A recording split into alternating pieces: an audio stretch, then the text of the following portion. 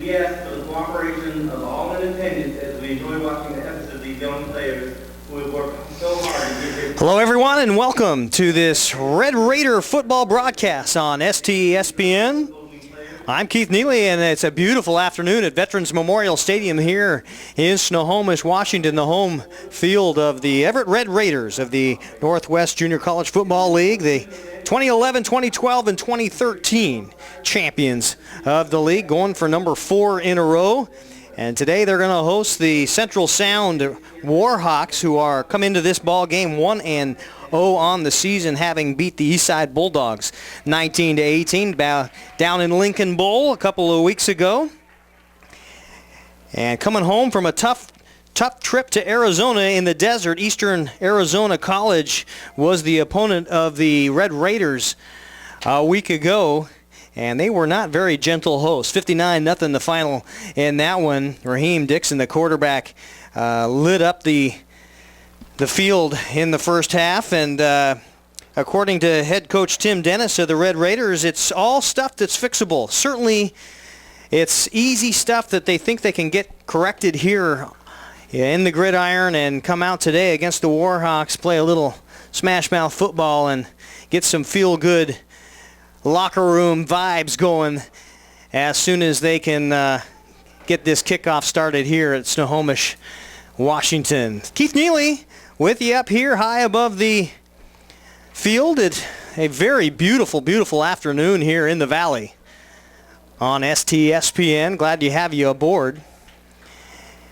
And just a little bit of a heads up here, we've got a different style of broadband that we're testing, different communications here on the big broadcast. So if we happen to lose you for a second, don't panic. We'll be right back.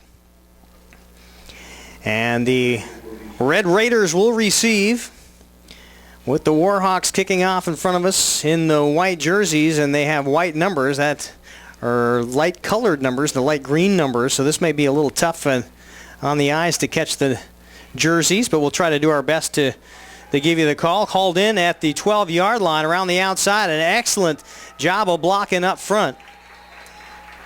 And Stephen Allen Jr., the specialist back there from Knoxville, Tennessee, in his sophomore season, picks up about 20 yards on the run back, and the ball will be marked at the 35-yard line, where the Red Raiders will take over first down and 10 yards in their first drive.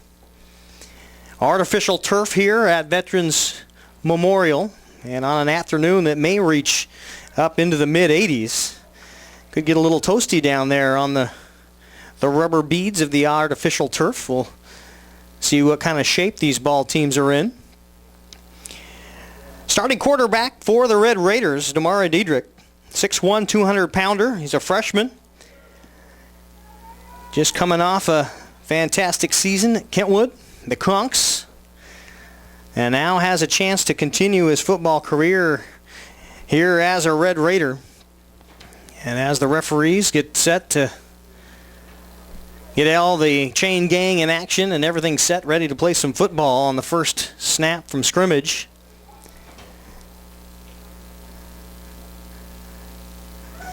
The referee today, John McLean, wearing the white hat, goes back to talk to quarterback Diedrich.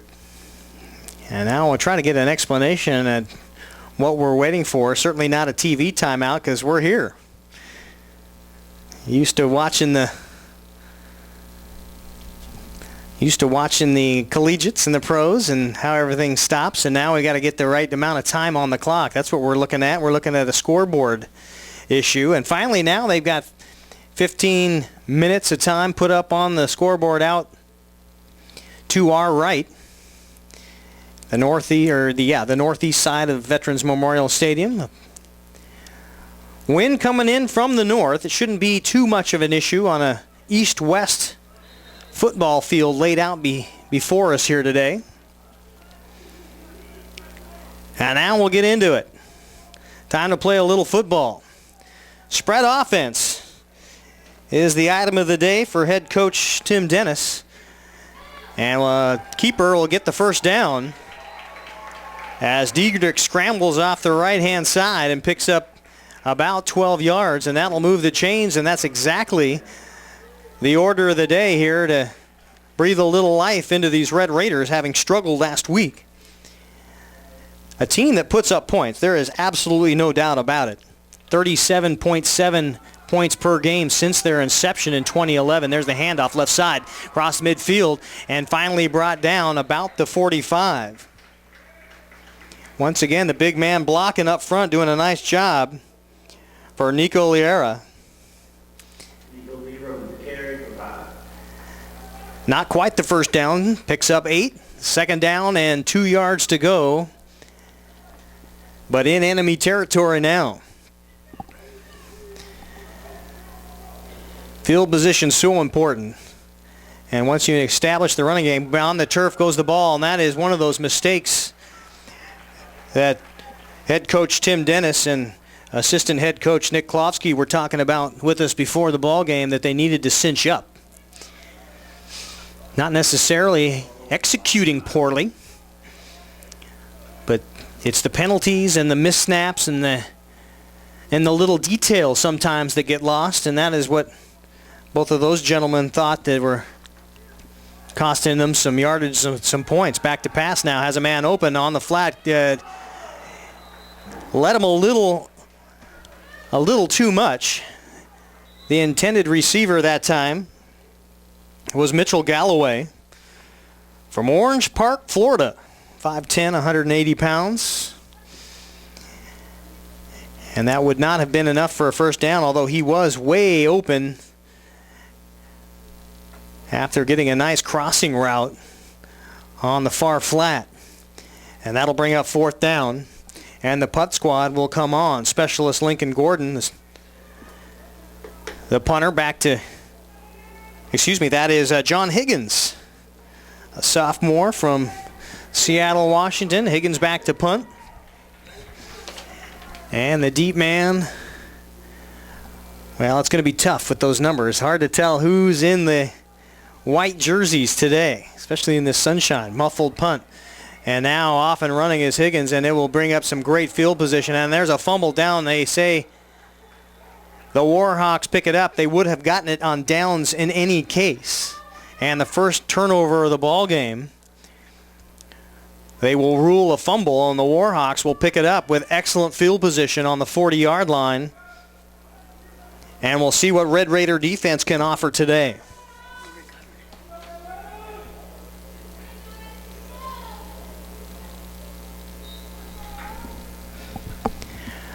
.13:06 to go here, first quarter. First down and 10 yards to go with the ball on the 41-yard line of Everett.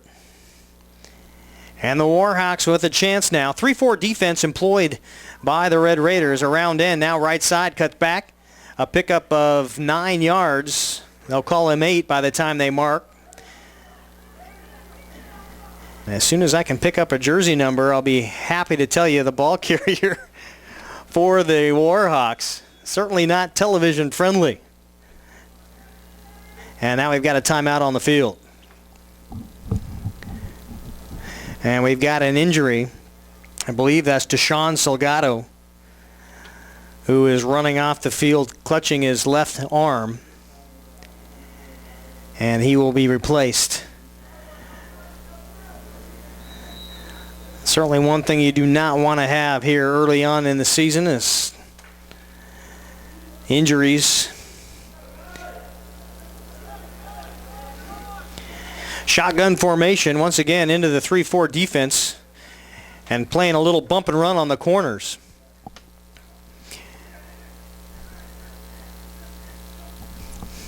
Back to pass now. Caught in first down territory, drug down right there. The Chris Hutcherson with the catch. Connor Ropel, the quarterback today for the Warhawks, with his first completion of the afternoon. It is short of the first down. It looked to me like after the first contact that Hutcherson was able to squeeze by and pick up the first down. Nonetheless, it is third down and a short yard to go here for the Warhawks. First quarter of play, no score. Ropel takes the ball, hands it directly off to Nick Zawadski, the tailback, who bumps himself forward off the left tackle, picks up the first down, 3-yard gain.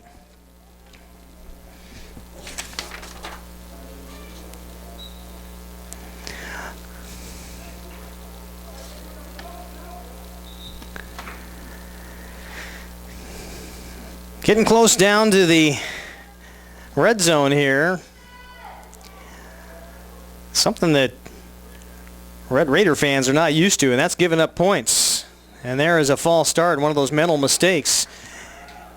That time, Deshaun Salgado comes back into the ball game. I believe that is the man on the far side. The receiver jumped. Did not time the snap right. And as soon as you get some positive yardage and things are looking good, you pick up a first down on third on a nice little run play up the middle. Mental mistakes will drive you right back. And the ball on the 34-yard line. 11:07 to go first quarter.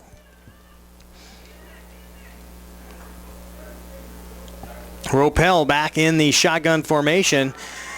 He's got a man open and it is knocked away, batted down by big number 42, Gabriel Connors, the defensive lineman, and it's a big target. Big guy to throw over, 6'5", 215 pounds, the freshman.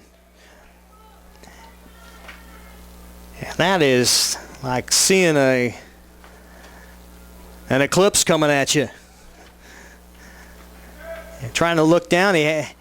Ropel had a man open on the far side of the field, but looked right at him the entire way and was able to telegraph that enough to have it knocked down. Brings up second down and long. Ropel once again, shotgun formation, bubble screen, looked at it, now it'll go deep, and it is caught in a beautiful catch, and a penalty flag is down. Defending on the play, it looked like number 6 for the Red Raiders, and I don't have him in my roster. And we'll figure out what this penalty is. My apologies for not having that young man in my roster. Excellent job of defense. Timed it well. Free safety, drifting over. Good job by Ropel to look off the receiver on the bubble screen. It drew 2 defenders, both the cornerback and the outside linebacker. And we've got a personal foul face mask penalty that will go against the Red Raiders. And that'll put the Warhawks inside the 20, and this will be a test now for the Red Raider defense as the ball's placed on the 8-yard line.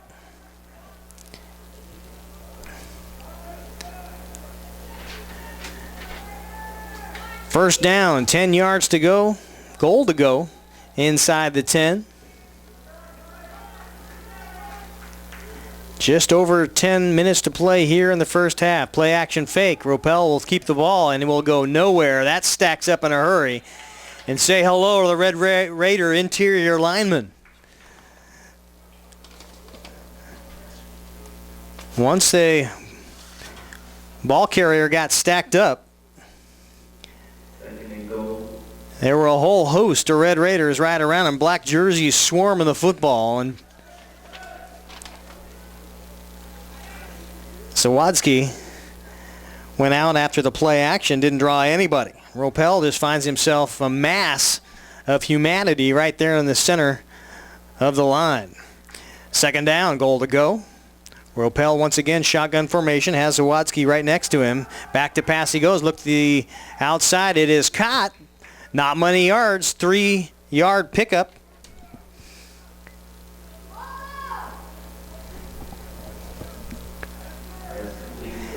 That one being caught by Chris Hutcherson once again. His second reception of the day. And a big third down now. Second of the afternoon. They are 1 for 1 so far.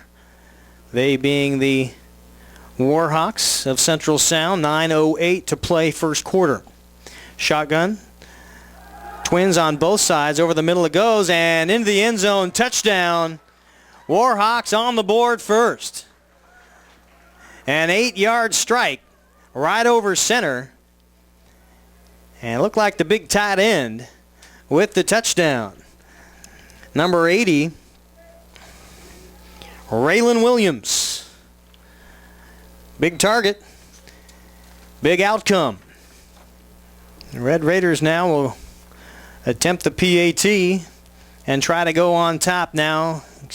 Excuse me, the Warhawks will try to go on top.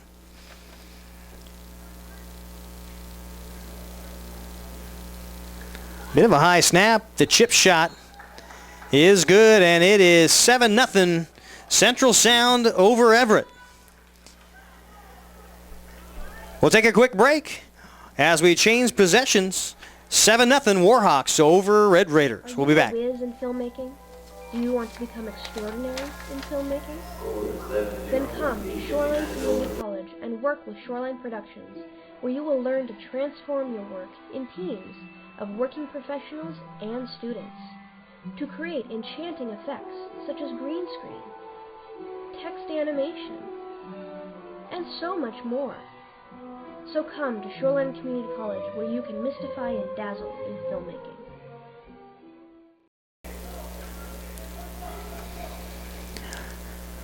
Warhawks makes the best of an opportunity in a failed punt, a muffed punt by the Red Raiders to give themselves some great field position and set up 42 yards of offense that ended in a touchdown to Raylan Williams.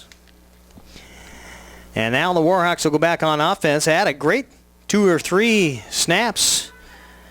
Got stalled just a little bit. Here's the ball now picked up at the 15-yard line, right through the middle, and a crush to the 40. And Stephen Allen Jr. doing an outstanding job of waiting for those blockers before he turns upfield. A return man for the Red Raiders. And once again, the Raiders will start pretty much where they did the last possession, right around the 40-yard line, just short at the 39. First possession started at the 41. The first drive, 5 plays, resulted in a punt that didn't quite go anywhere, and it's one of those mistakes that the Red Raiders are going to have to erase here if they're going to want to stay in this football game. Back to pass now.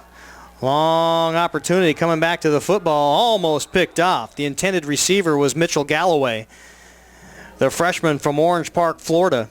Had to come back, a bit of an underthrown ball. Excellent defense there, and also Galloway very aware of where he was and the fact that suddenly he had to turn from offense to defense to knock that pass down and keep the Raiders in control of this football game with the football. Second down, 10 yards to go now.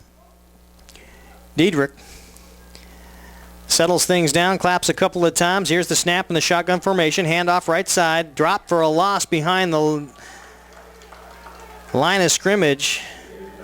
Vieira, once again, the running back from Woodinville, a 5'11", 180-pounder. One of the sophomores here on this squad brings up third down. Twins to the far side, twins to the near side. Back in the shotgun formation. Diedrich looks downfield, has to scramble, has a man in the backfield, fumbles the football once again, and then in the same set of downs, just like the last drive, it results in a fumble and a turnover. That is unfortunate. You've got to credit the defensive backs for the Central Sound Warhawks, the way they matched stride for stride the receiving core of the Red Raiders and did not really allow Diedrich an opportunity to look downfield and find the open man. And by the time Diedrich had to make the decision to pocket the football and run upfield, the pocket had collapsed. And it results in a fumble, and once again, excellent field position for the Warhawks. Pitch off to the left-hand side this time, and a smash! Kaboom! That'll get you awakening.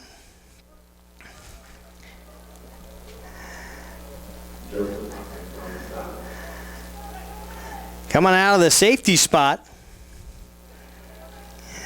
Joseph Hopkins, 6'1", 180 pounds. A sophomore puts a wallop on the ball carrier. See if they come to his side again after that. No gain, second down and 10 yards to go. Ball on the near hash mark. Twins once again, far side and near side. It's a spread offense. Both these teams lacking to throw the football, widen out the field.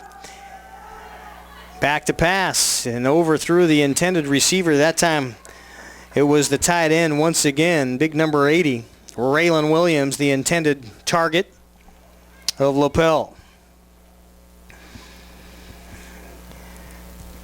And we'll see what head coach A.J. Beard for the Warhawks can draw up now on third down.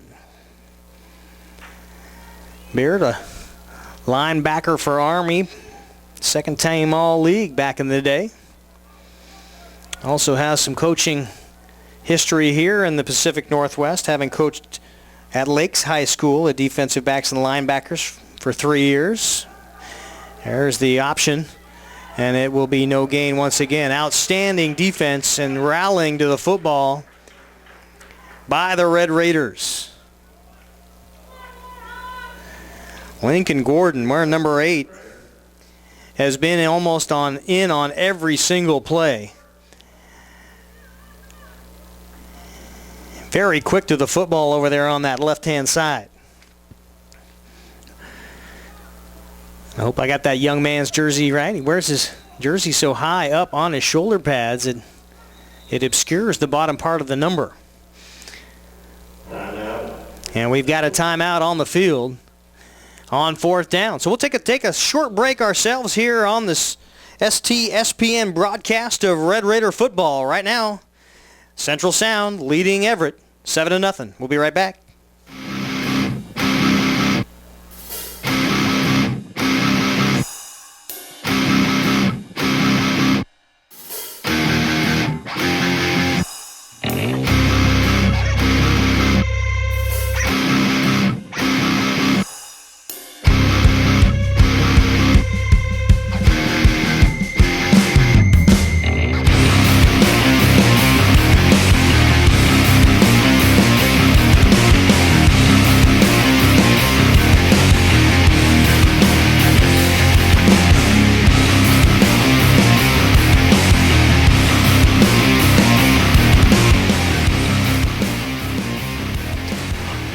Punting team is on now for the Warhawks with 6:35 to go first quarter.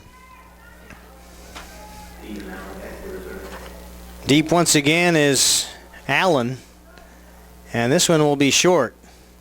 And they will just call the teammates away. We've got a penalty flag far upfield, about the 30-yard line, being hucked in. There was really no play on the play. It was not like there was going to be a run back with the ball down on the 6-yard line. We'll see what that laundry on the field is all about. John McLean, the referee, huddling with his staff down there on the field to decide what the penalty will be. Red Raiders certainly have had the tough luck as far as field position goes, and it looks like it'll be a hold or a block in the back on the Red Raiders, and that will push them that much further toward the end zone and back them up inside the 5-yard line. So it'll be a long haul getting out of this one, but the Red Raiders have done it many times before. I mentioned how well they have scored the football in the spread offense. 21-5 overall record in the last 4 years they've played, with a 37.7 points per game average. Certainly not a shabby offense. Can score in a hurry. And we'll see what Diedrich can do now. And right through the line, and a penalty flag. We'll see who jumped. Looked like number 46, I believe, for the Warhawks. An offside penalty.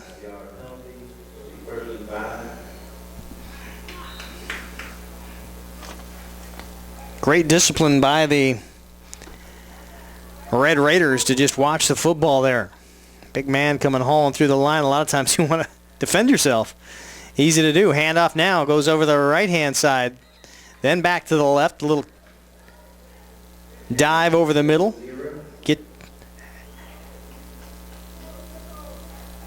Get out of the backup, out of the crush of the end zone right at your back heels and in your back door. Try to get yourself a little room to wiggle back there and get this spread offense into work. Diedrich hands off once again, has a big hole on the left-hand side. Should be enough for a first down.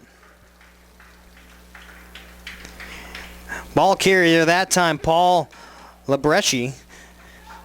Excuse me, that was Umid Ramazov. That's your starting running back the last couple of games out of Kennewick, Washington. A couple duplicate numbers here. Of course, offense and defense wearing different numbers, and that was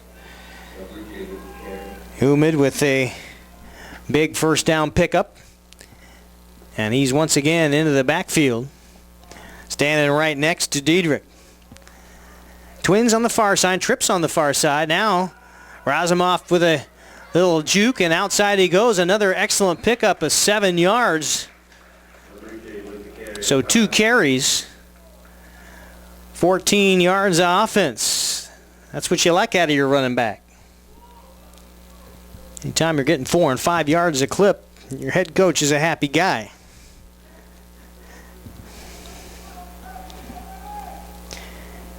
Ramazov now will take his position just to the right of Dietrich. There's the handoff. Goes around left end, beats 1 tackle, beats 2, 3, and 4 have to bring him down, and not before a first down, and it looks like Razumov is on the carpet, comes up a little lame. And I can't tell if it's his ankle. Not limping. Probably just got the wind knocked out of him. Grabbing his belly. Walks off under his own power and then to his knees right in front of us here, about the 40-yard line along the Red Raiders sideline. We hope that young man's okay. 4:54 to go, first quarter. Red Raiders with the football on their own 34-yard line. Left-hand side, there's a pickup and a big one. Down he goes. The running game now chewing up yardage.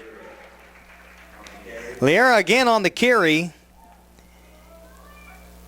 And if you get the two-headed monster running back system going between he and Ramazov, you're going to have yourself a good afternoon. You get both of those two going and get rest on a hot day like today and wear down that linebacking core. Both the last 2 rushes have ended in the secondary. And the Warhawks are going to have to come up with an answer there. Bounce outside, an excellent job. Picks up another block around the left-hand side, a pickup of 12 yards, and the first down.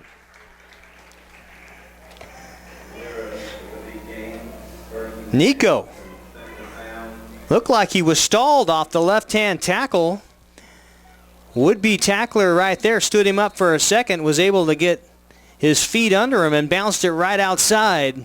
Picked up 2 blocks, one from the tight end and one from the receiver outside, although looks like maybe both receivers out on that left-hand slot position. Very aware, able to get downfield and throw some downfield blocks. We've got a timeout on the field with 4:07 remaining first quarter. We will take a break. Central Sound on top of the Red Raiders of Everett, 7-0. The Eye Care Center of Snohomish on Avenue D is here to help with all your eye care needs. Our professional staff is committed to offering the most sophisticated, high-end, latest technologies to our patients. And the Eye Care Center is a relaxed atmosphere, allows you to browse the over 800 high-end designer frames, including some for the little ones. There's really no reason to go anywhere else. See us online at eyecarecenterofsnohomish.com or call 360-568-6666.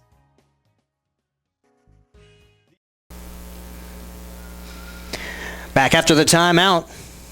65 yards on the ground. That's also your total yardage in the ball game for the Red Riders. Central Sound with 58 total yards in the ball game early on.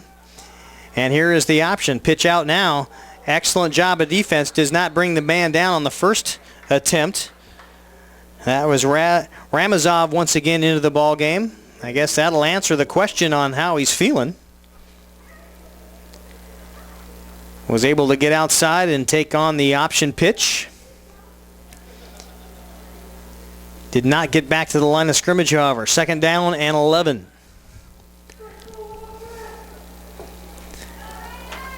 So 2 spread offenses. We've only had 2 completions. There's the handoff left-hand side. Brought to a standstill for a moment now. Ramazov has nowhere to go. Still on his feet. Breaks 2 tackles now into daylight. The 20, the 15. Cuts it back at the 10. He's got room. A stiff arm into the end zone. Touchdown, Red Raiders.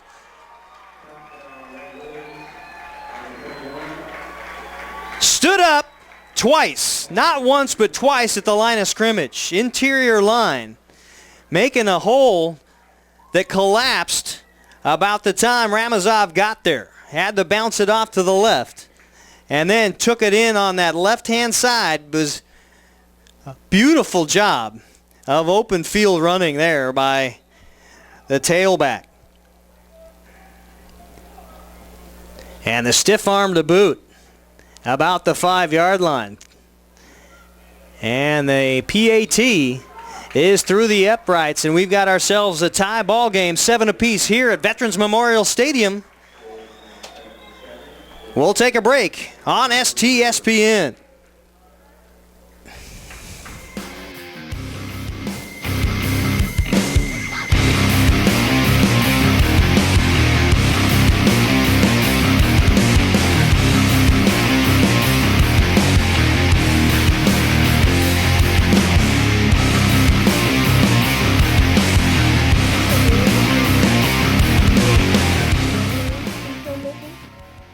Then come to Shoreline Community College and work with Shoreline Productions, where you will learn to transform your work in teams of working professionals and students to create enchanting effects such as green screen, text animation, and so much more. So come to Shoreline Community College, where you can mystify and dazzle in filmmaking.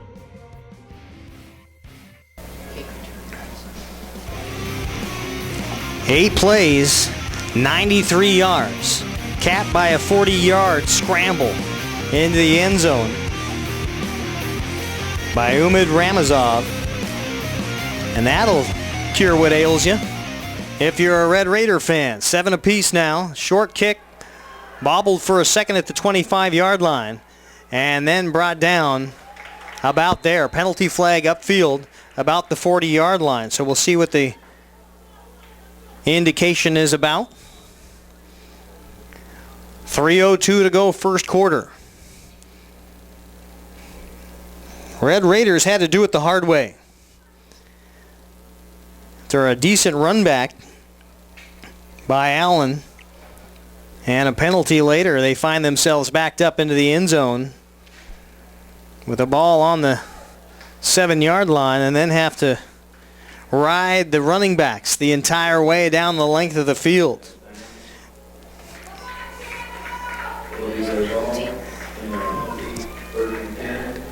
And that penalty will be against the Warhawks, and that will back them up. We'll see if they can respond the same way the Red Raiders did.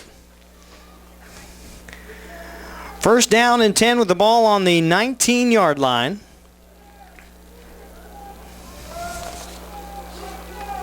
Ropel once again under center, or in the shotgun formation. Solo receiver on the far side, trips to the near side.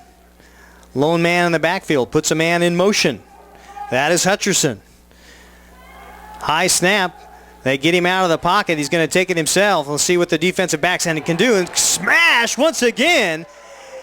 And a crush from the linebacking core of the Red Raiders. Bryson Daggett flying down the line at 6'1", 220 pounds, a Lake Stevens Viking in high school.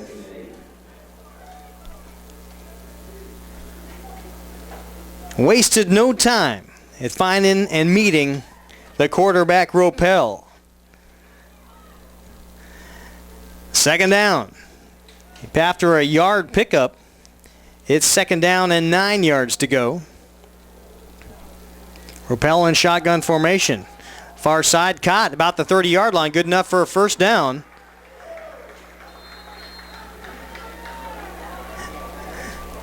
Trying to find out who the receiver was. It looked like number 18. That's complete for a gain of 12 on the play, 1st and 10. Still hard for me to tell on these numbers. They are so light. I'm going to struggle all afternoon. You're going to have to bear with me. Nonetheless, receiver caught the football, 1st and 10 now with the ball on the 36-yard line. Handoff now up the middle, another 1st down. And into the secondary goes the ball carrier. 15-yard gain on the run. That thing goes down. 10 from the 50. Zawadzki, once he gets ahead of steam back there, packs that football like a Mack truck. Slowly running downhill by the time he got 5 yards distance from the line of scrimmage. 1st down and 10 now. Man in motion again, Hutcherson. Rappel back to pass. Has a man open over the middle. Picked off! Picked off at the 40. And that first turnover now will give the ball back to the Red Raiders. Keelan Tidwell, the linebacker, stood right there in the middle of the passing lane. And I don't think Lopel even saw him. 6 foot, 204-pound sophomore from Seattle, the linebacker, just lurking in the weeds. And sprung out to get the pick. And now the Red Raiders will try to put themselves on top here if they can manage a score. Right at midfield, it'll take 49 yards to get the job done. Back to pass. Long ball, intended receiver. Caught at the 15-yard line into the end zone. Touchdown, Red Raiders.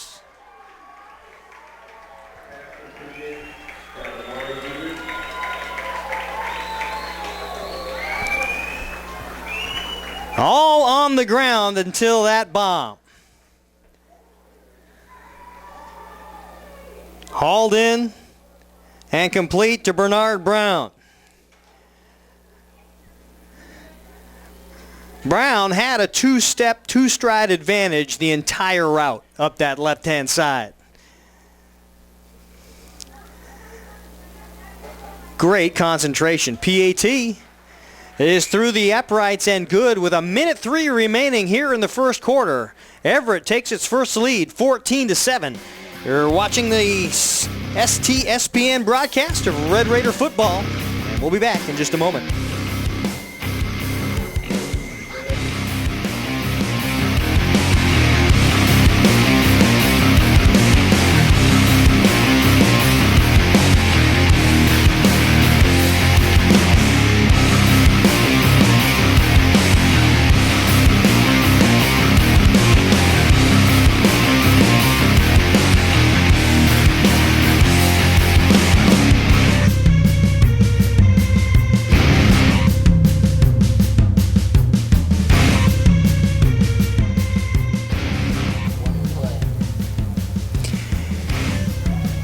Up until that last play, every inch of ground covered by the Red Raider offense had been on the ground. And that time, on a 3-step drop, Diedrich was able to hit Brown, his primary target, for a 49-yard strike and a touchdown. And now you got to feel a little bit more comfortable about the way this offense can get into a groove if you're a Red Raider fan. Defense did its job the last 2 drives. Getting a stop. After a couple 20, 30-yard pickup is all that the Warhawks were able to muster. And that time, a pick sets up the Red Raider offense beautifully. And all it takes is a play later, and you're up by 7. Lopel once again has a whole host of receivers, hands it off to the left-hand side. And the swarming defense, a drop for a loss, and the Red Raiders have got the taste now. Not fooled at all. And a loss of 4.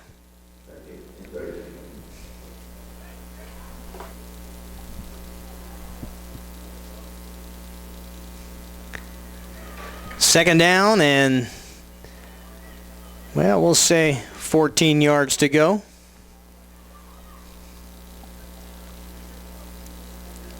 Again, twins to the near side, twins to the far side. Lone running back to pass, chased out of the pocket now, and Lopel's going to have to get rid of it. Floated it up just a little bit, in and out of the intended receiver's hands. That was Camp, the intended receiver out of Port Orchard in his first year. Lopel kind of floated that one up. That's in danger land right there when the defensive backs get wide eyes. And this Red Raider defense drooling just a little bit that time.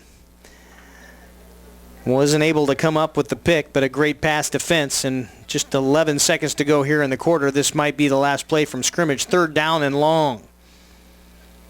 Only the safeties now into their back pedal. Excellent job over the middle. Intended receiver overthrown. And that will be fourth down with 7 seconds to go first quarter. We'll see the punt team come on. The defense struggled in its first time on the field, but they have been steadfast and absolute in the last 3 drives that the Warhawks have tried here at Snohomish.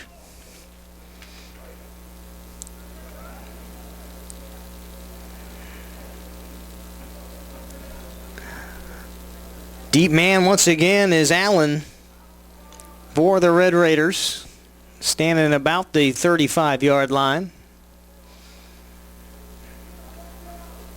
Should set up some great field position to start this second quarter. Off the side of the foot, Allen takes it in, has to backpedal, jukes by the first man, has some room now. Once again to the outside, picks up a 10-yard pickup on the return before being knocked out of bounds by Salgado from the Warhawks, and that will end the first quarter of play. Wasn't the snazziest of starts for the Red Raiders after 2 turnovers and then giving up the first touchdown of the afternoon, but they've come back in form and lead this one by a score of 14-7. And we'll take a break on STSPN. Thanks for watching Red Raider football.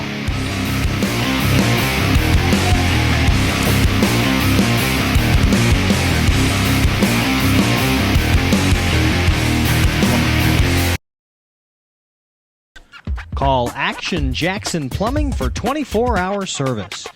Owned by a lifetime Edmonds resident and Edmonds Woodway grad, Action Jackson is the drain cleaning specialist. They can unclog most internal drains for only $99 plus tax. Call 425-877-5601 or visit actionjacksonplumbing.com.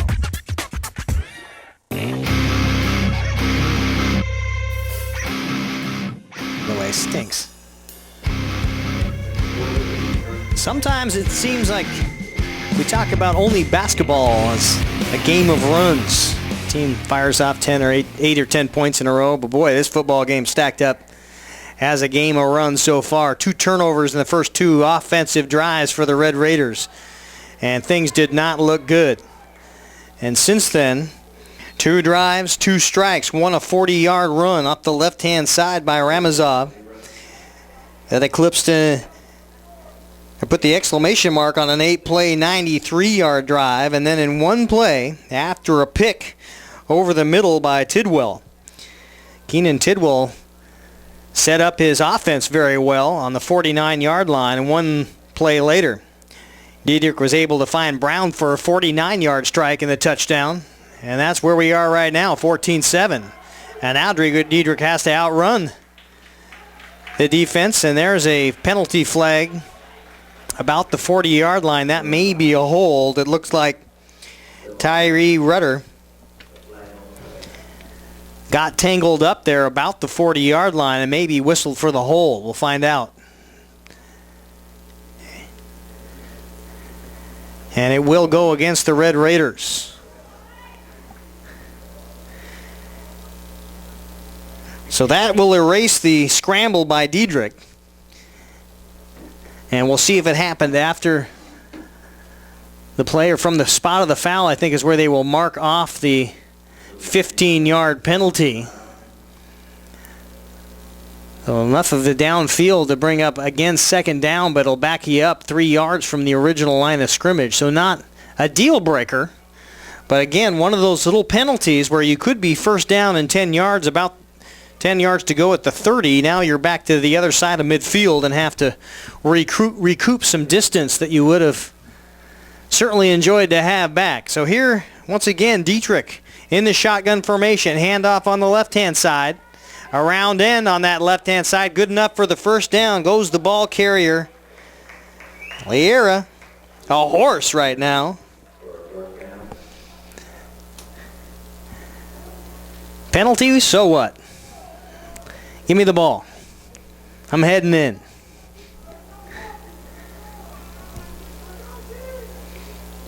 Liera, 5'11", 180 pounds.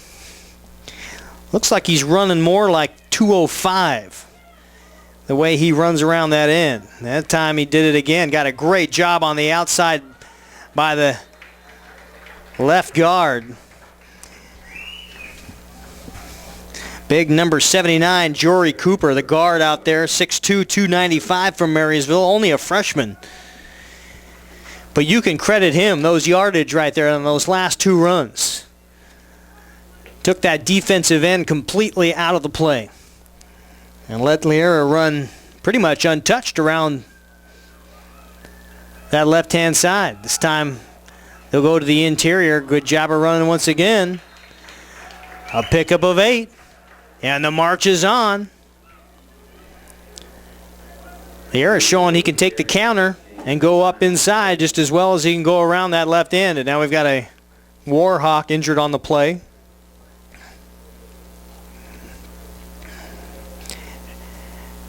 And he will limp off. That looks like 92 for the Warhawks.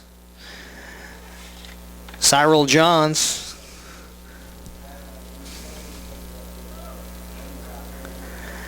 Defensive lineman from Puyallup in his first year. Heading off under his own power, although doesn't look like he feels all that great.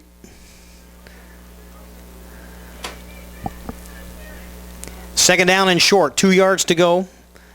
2 minutes to go, 12 minutes to go here in the half. That back to pass has a man double teamed on that left-hand side, the intended receiver for the Red Raiders.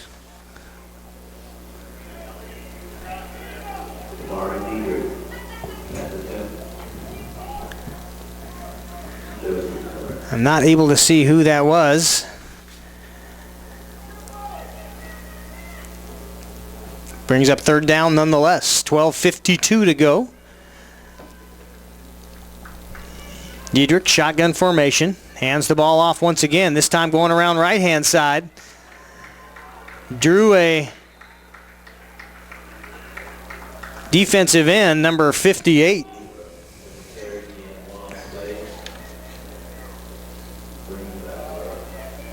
Devin Cassie on the tackle.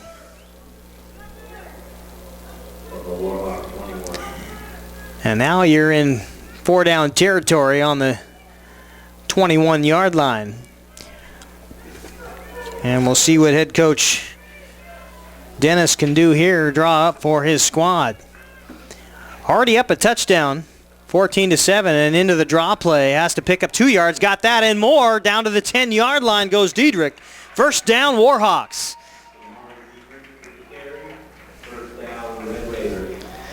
Damare, for a second there, looked like he was going to have some trouble in that backfield. The Warhawks managed to scramble a man around the left-hand side of that line.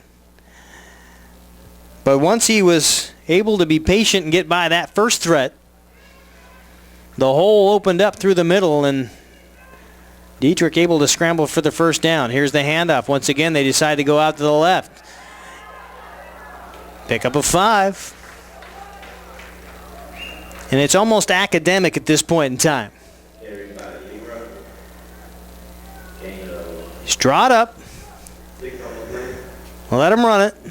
Pick up 5 yards. It's that easy.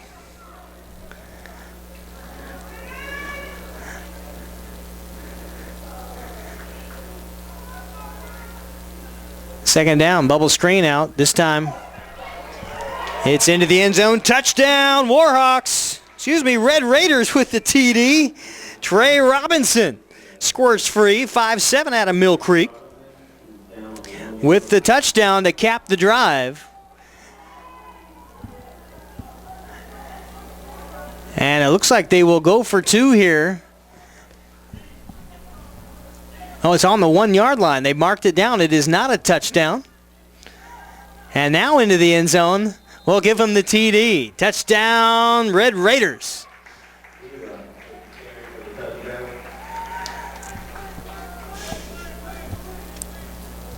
Who was it?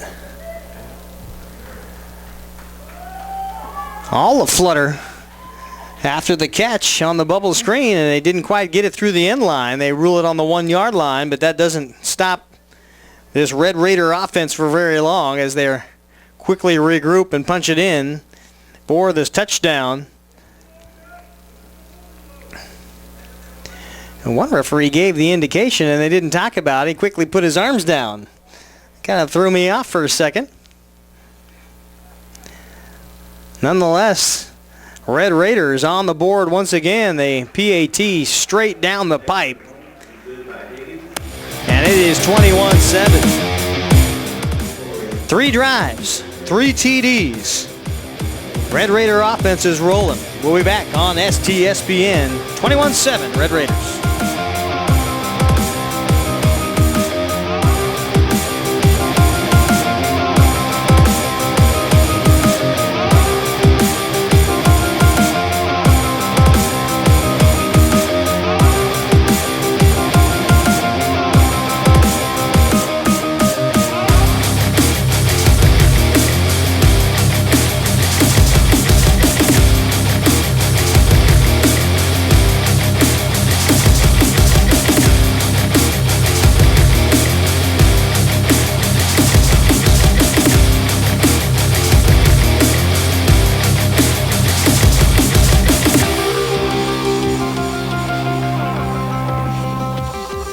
Bathed in sunshine here at Veterans Memorial Stadium. And the Red Raiders, once again, putting on a running clinic. And that time goes over the end line. That better not get through the end line or it'll be trouble. And it will be a touchback. And the Warhawks will start 1st and 10 on the 20-yard line. Great program being developed now in the Northwest Junior College Football League, allowing a lot of these kids that aren't able to get looks at Division I or Division II scholarships are allowed to play football and get their education, finding another avenue to do just that. And that is why this league is been put in place. Both Central Sound and the Red Raiders able to get kids that wouldn't otherwise be able to get their education, allow them to play some football, give them a chance to do that and get their education. Great program. Excellent job through the interior. Pickup of 2 on the run.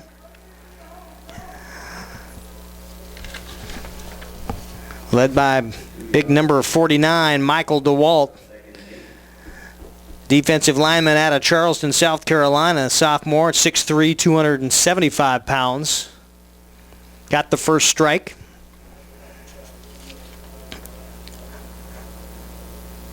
Sawadsky had such a great opening drive, and after that has been stymied a bit. Lapel trying the hard count. How's a man looking right at him, coming at him hard.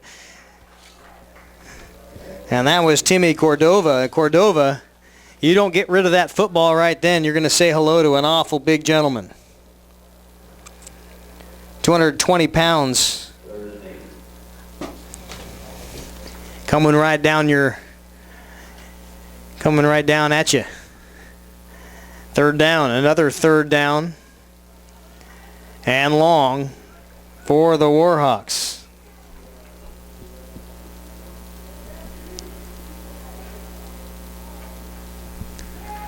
Back to pass. Lopel has the man open. It would have been a first down, in and out of the hands of the intended receiver, a drop pass.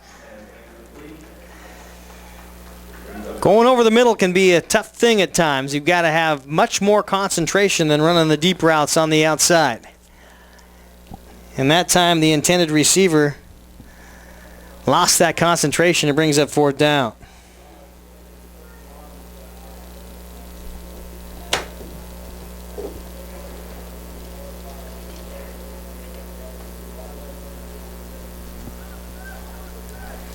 $9:59 to go, 21-7. Red Raiders over the top of the Warhawks.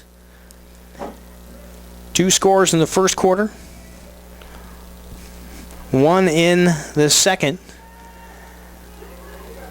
First drive of the ball game is the only scoring drive for the Warhawks. Defense has been outstanding for the Red Raiders. Here's a catch and a spin move at the 40-yard line. A penalty flag back at the 40.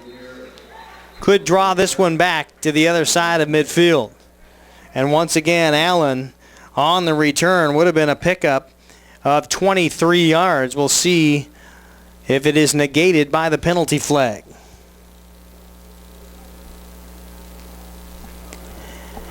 And the huddle at midfield. All these kids must be enrolled. This is not a semi-pro league. Many of you listening know this is not affiliated necessarily with any particular junior college, although a lot of these kids attending Everett Community College, Edmonds Community College, Whatcom, Skagit Valley, all the community colleges across the North Sound, and allowing them to have a continued career outside of high school. Sometimes playing on the big stage, as was evident with their trip down to the desert a week ago to Eastern Arizona College, the Gila Monsters down there. Very rude hosts, 59-0 loss. Damari Diedrich, 6 for 15 with a pick, was sacked 7 times. Bright spot was Gabriel Collins, defensive lineman, had 10 tackles and 1.5 tackles for loss in that contest. So the penalty was on the kicking team, and they will kick the ball over, is what head coach Tim Dennis is elected to do. And the punt is away, and they're trying to get away from the return man, and that did not go well for the Warhawks at all. A net punt of 15 yards. Not even that. Make it 13 yards. And it shows you what kind of danger Stephen Allen Jr. is back there as your return man. You've seen him 3 times now, and he's gotten you each and every one of them. That time you try to go away from him, he still gains yardage by not touching the ball. Only a net gain of 13, and that sets up great field position this time for the Red Raiders. We'll see what the Raiders can do. Back to pass. Diedrich has a man open, in and out of the hands, off the fingertips of the intended receiver, Leon Elliott. Elliott, standing 5'10", had he been 5'11", might have had it. Just overthrown a bit. A good call on first down.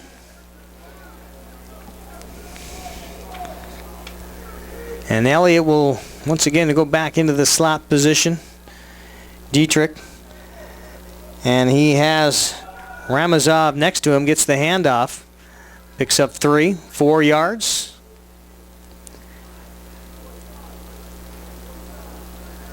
And third down. Gain of 5. He's got 3rd and 5.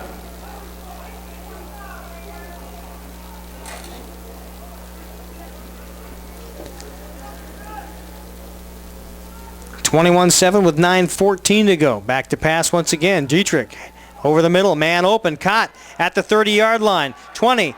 Has one man to get through. Tries to pick up the block. Ryan Lacoste was the receiver trying to get the block.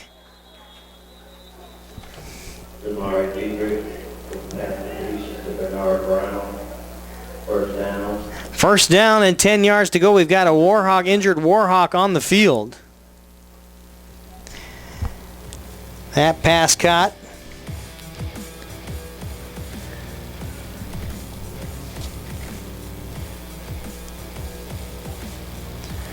Bernard Brown already with a touchdown. Caught the ball over the middle that time, was looking for number 2.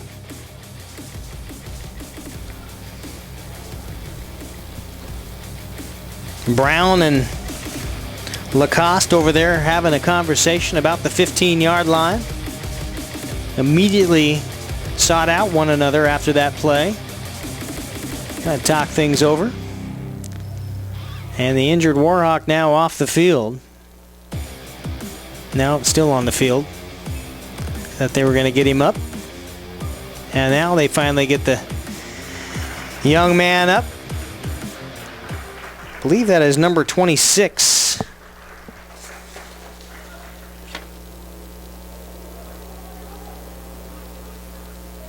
Could be 28. Could be their tailback, Zawadzki. Getting hard to tell numbers from far up here in the press box. 8:55 to go. Ball on the 11-yard line. Still have a chance for a first down, but that is not going to help the cause much. Ramazov with the carry straight ahead, and a loss of 1 will make second down and goal to go from the 11.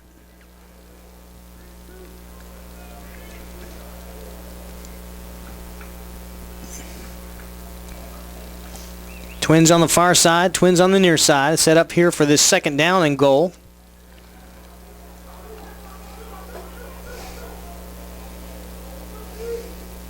Ramazov, the lone man in the backfield, as Dietrich back to throw. Now has a man open on the left-hand side. Brown once again with the reception and the touchdown. Warhawks cannot get it stopped again. Red Raiders into the end zone. Touchdown. And the defense now, after able to come up with 2 turnovers on 2 Red Raider drives, those Warhawks are bending now just a little bit. Red Raiders on a kind of a bait and switch out there on that far side. Had a man coming in. It looked like to be a bubble screen, and Brown able to pick up an interior pass, carry it out to that left-hand side for the score. PAT down, and it is through the uprights. 28-7 with 8:07 to go in the first half here at Snohomish Veterans Memorial Stadium. We'll take a break. Red Raiders in charge. We'll be right back. Why do I want us?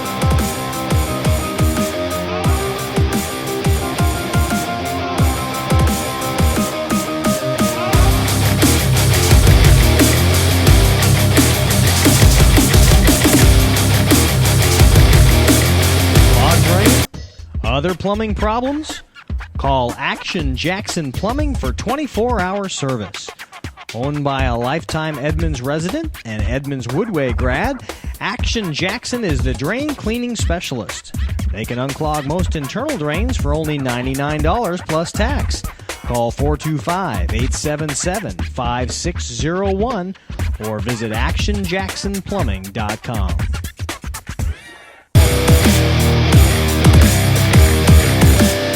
Okay, well, however you did it well. Welcome back on STSPN. They kick off after the 4th touchdown of the afternoon by the Red Raiders of Everett. And Everett swarming the football off special teams, and they've got all 3 parts of this football game under control right now. Defense, offense, and special teams are clicking. And that's exactly what head coach Tim Dennis talked about before the ball game, that all the mistakes he had seen up to this point were fixable. And he was looking to come out and make a statement with this squad and show what Red Raider football was all about. And if you erase the first two drives that ended in turnovers via fumble, be really tough to play a more perfect football game. And we'll see what the defense can do. Nick Klofsky, the defensive coordinator for this Red Raider squad, got to be happy with that play. Bryson Daggett, the linebacker, comes through on the blitz, 6'1", 220, met the running back in the backfield, drops him for a loss, and that'll bring up second down. If not a loss, no gain.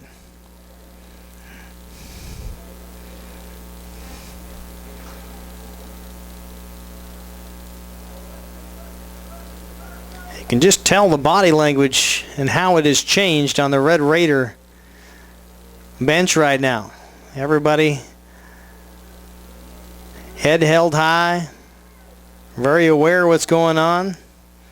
And now back to pass. We've got a different quarterback over the middle, just overthrowing the intended receiver. Once again, that's number 80, the intended receiver, Raylan Williams. Brings up third down and 10.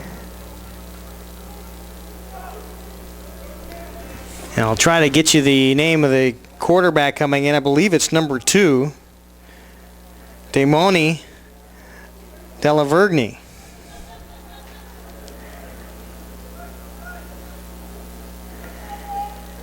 Up here, doesn't look like a big fella. In the shotgun formation, and a penalty flag is down. Pretty much an easy call to make as Deshaun Del Salgado once again committing the infraction here on the near side after misreading the snap count. Third and 15 from the Warhawks 15. And that will back up the Warhawks another 5 yards and extend this third down. And it hasn't been the Red Raiders so much as the Warhawks that have had many of the mistakes. Trying to jump through the middle now. Goes the quarterback, gets upended about the original line of scrimmage, and that will bring up fourth down. The punt team will have to come back on. 5-yard run by the Warhawks brings up 4th and 10. That may be Jordan Mazias, the quarterback, wearing number 5 rather than number 2 for the Warhawks. Again, hard to see. Steven Allen Jr. back to return. Nonetheless, fourth down after the quarterback scramble.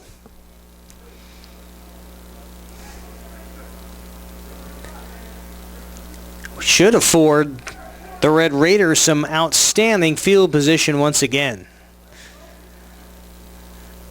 They've shown they can do it in both situations. There is almost a block punt as the ball goes away from Allen. And I think it was last touched about the 40-yard line. They will down the ball at the 30. We'll see if that's where they put it. And that's where the Red Raiders will take over. Change of possession happening, 5:49 to go here in the second quarter of play. We'll take a break and we'll actually stay right here, but give our sponsors a chance. First and 10, Red Raiders ball at the 42-yard line.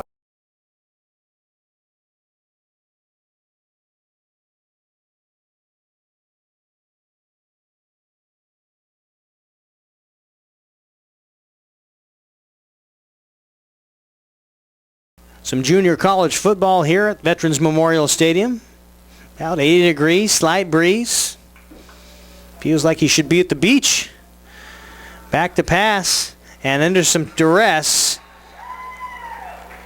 And Dietrich can't get it out of the pocket before he's dropped for a loss. The sack, and it's a big one, 10-yard sack. Will bring up second down and 20. Not quite, second down and 17.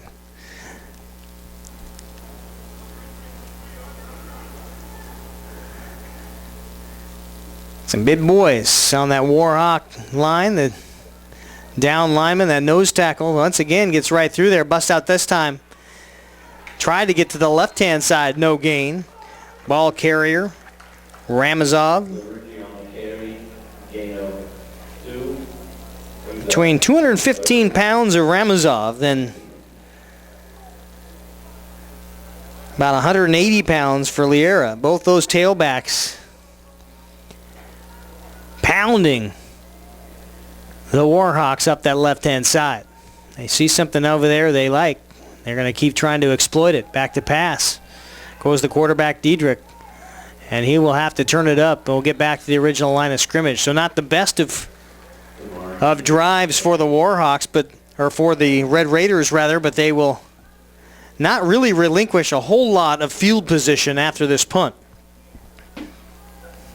even with the sack. And no real positive yardage on the ground game. And they'll have to give this one back to the Warhawks with 4 minutes remaining in the football half here. And go into the locker room, talk things over, and see how they can expand on this 28-7 lead. You get this punt off quickly, you may have an opportunity, if you're able to get a 3-and-out, to get the ball back before the half. Punt is away. And it will be taken in about the 25-yard line. And right there, stop, fumble on the play. It picked up off the ground about the 20-yard line. That is very fortunate for the Warhawks that wasn't a lot more dangerous. Because if that fumble goes one bounce the other direction, the Red Raiders pick it up and run it in for the TD. 3 minutes and 31 seconds to go here, second quarter. Penalty marker is on the field about the 45-yard line.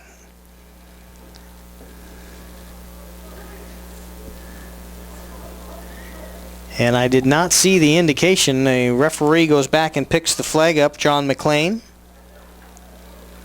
And they will mark it off against Central Sound.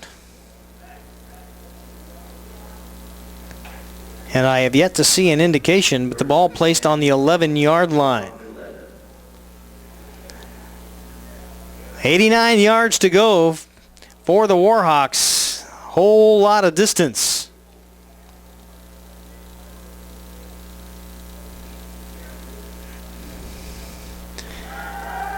Back to pass. One arm catch in and out of the hands of the intended receiver.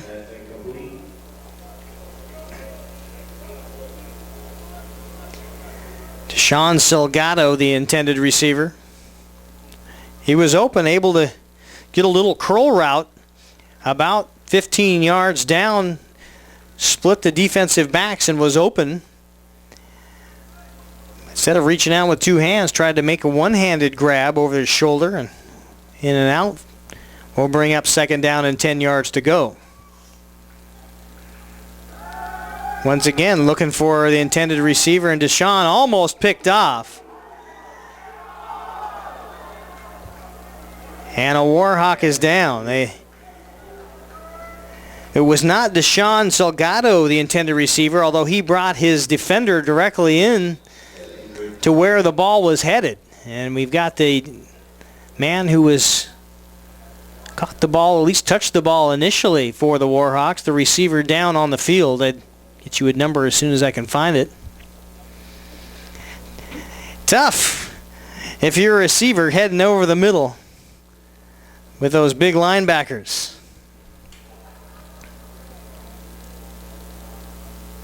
Get to hearing those footsteps, seeing everything in the corners of your eyes as you're heading through the gauntlet. And that was Chris Hutcherson, the intended receiver, who was down on the play, and he will walk off under his own power. So 180 to the sideline, that certainly didn't tickle the way he was hit over the middle. And the Red Raiders now will go back and defend a third down and 10 yards to go. And a penalty flag on the field. And it may be another jump, this time on that left-hand side, another false start penalty. That's their fourth of the game. And that's got to be driving A.J. Beard, the head coach for the Warhawks. Got to be driving him nuts. The way he takes off his hat, he's scratching the back of his neck. Hands on his hips. Can't hear him, but you can imagine he's not thrilled. 3rd down and long. Pass over the middle, incomplete. Once again, in and out of the hands of the intended receivers. It's not like they aren't great passes that time. Salgado once again targeted and can't come up with a football. It's 3 times that he's been targeted that he's not able to haul it in. And that brings up 4th down and long. The Warhawks will have to punt it away, giving great field position and another opportunity with 3:13 to go for the Red Raiders to take it in and expand this lead.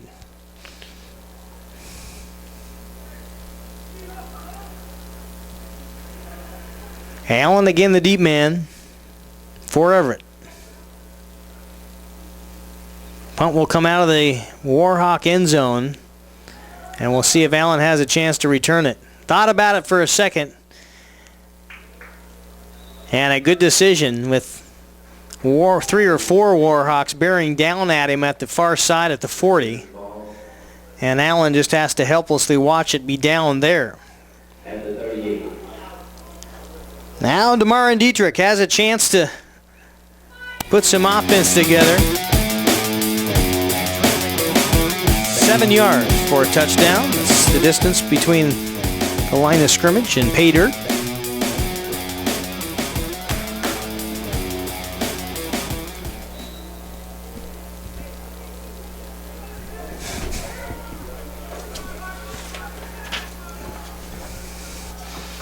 Dietrich in the shotgun formation. Handoff goes to the left-hand side. Stop there into the backfield, and for the second drive in 2, Red Raiders will take a loss on the first snap. That time, the era had a tough time even getting started 1 step forward before he was met by a Warhawk in the backfield. 2nd down and 14 to go. 2:43 on the clock.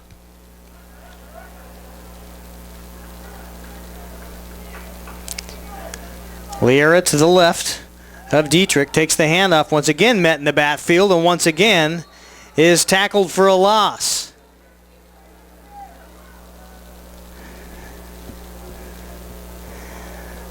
I believe that was Gonzalez with the stop.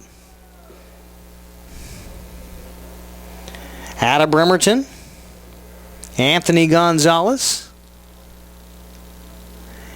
And we've got a Red Raider down, an injured man on the field. And we'll take a break ourselves here on STSPN with the Warhawks down to the Red Raiders.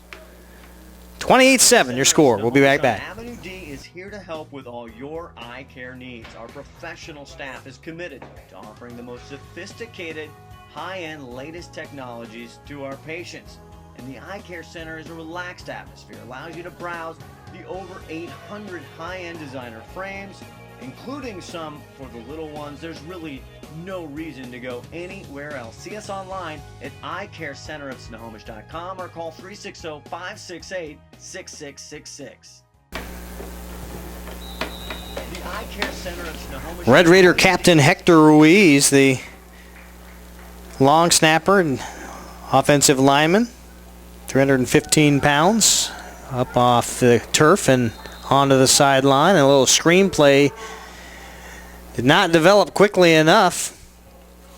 Dietrich just having to dump it off to nobody there, and it'll bring up 4th down. The offense stalling just a little bit, but frankly at this point in time they can afford to. Up 3 touchdowns, 28-7, 2-10, and the Warhawks will get a chance to run their 2-minute offense here to try to stall out this second quarter of play and try to put up one more touchdown to cut this lead in half before the break. Punt is away. Nice high spiraling punt. It'll be fair caught at the 7-yard line. The battle of field position started out with the Warhawks in charge. First 2 or 3 possessions definitely had the short porch. But that hasn't been true since then. They find themselves backed up against their own end zone and struggling to get forward in any manner. 3 straight punts in as many possessions. And now we'll try to go 97 yards in 2 minutes and 6 seconds.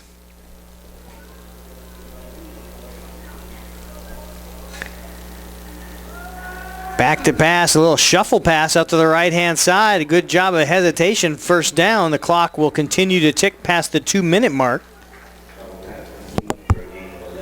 I believe Connor Ropel is still in the ball game, number 9, the quarterback.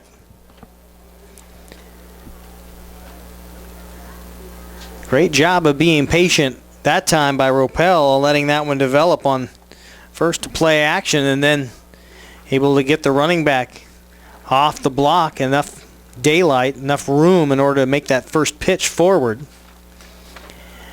Now shotgun formation, back to pass, it's tipped, and it will be incomplete. Another big paw by a Red Raider.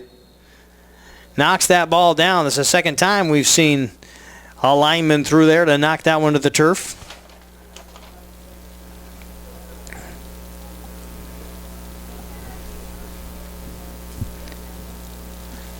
That'll bring up second down.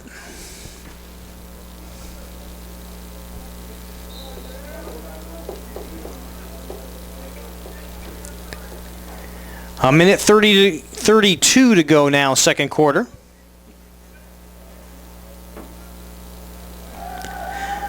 Once again, back to pass, trying to get the ball to the intended receiver, Williams, Raylan Williams, who had the only touchdown for the Warhawks, the big tight end. Has to go back to the football. It would have been short of the first down had he caught it. And that'll bring up third down.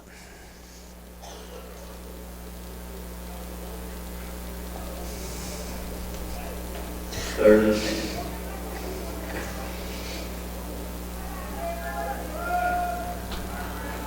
I'll have to go back through the stats, but after the first drive, the Warhawks had 58 total yards of offense.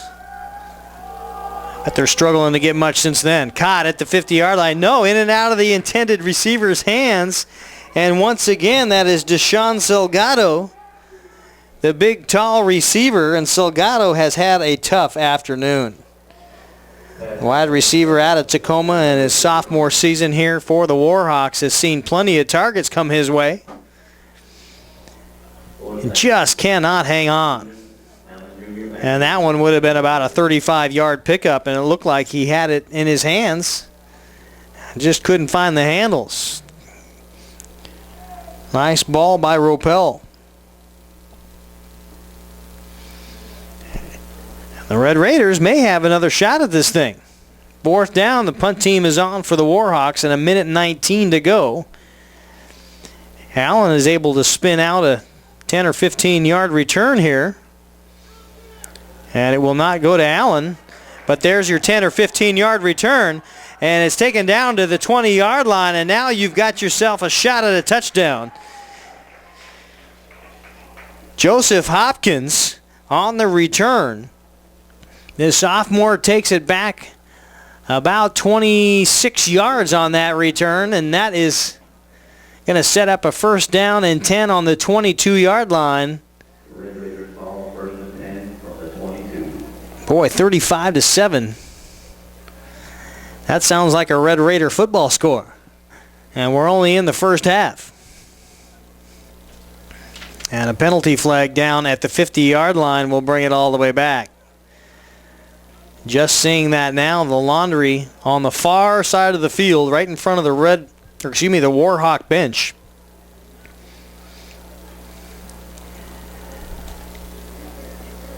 And that'll put a big hurt in the distance between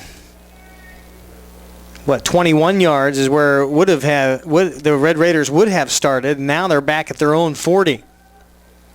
So 60 yards to go now. Back to pass. Diedrich has a man open at the 45-yard line. First down. And the clock stopped at 1:01.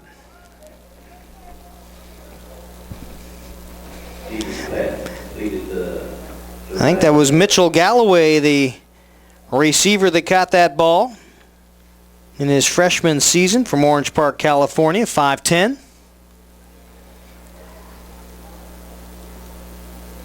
And another penalty flag.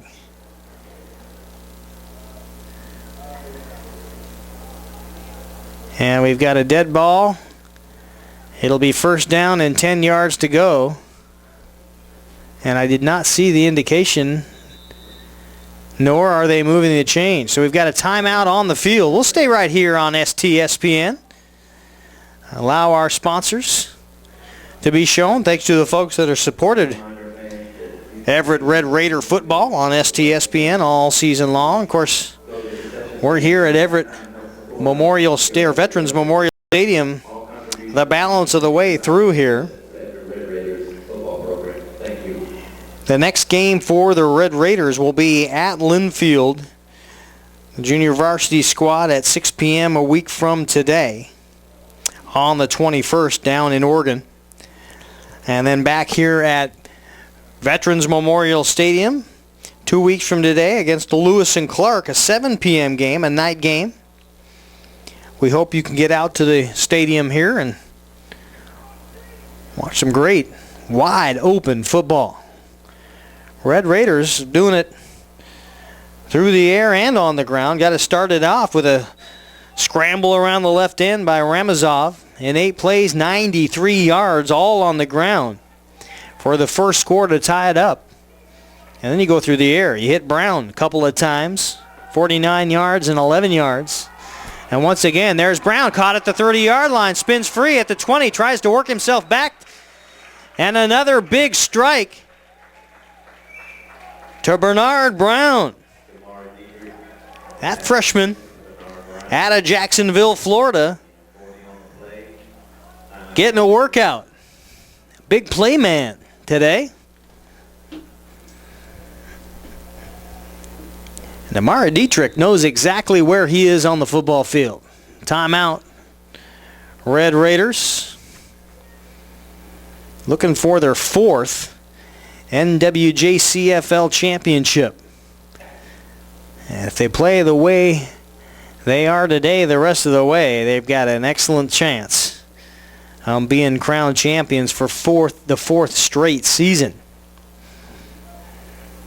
Lewis and Clark, home game on the 27th of September, and then October breaks. And they're back here on the 11th against Eastside, the Bulldogs. Bulldogs already having been beat by Everett back on August 30th, 29-8, the final in that one.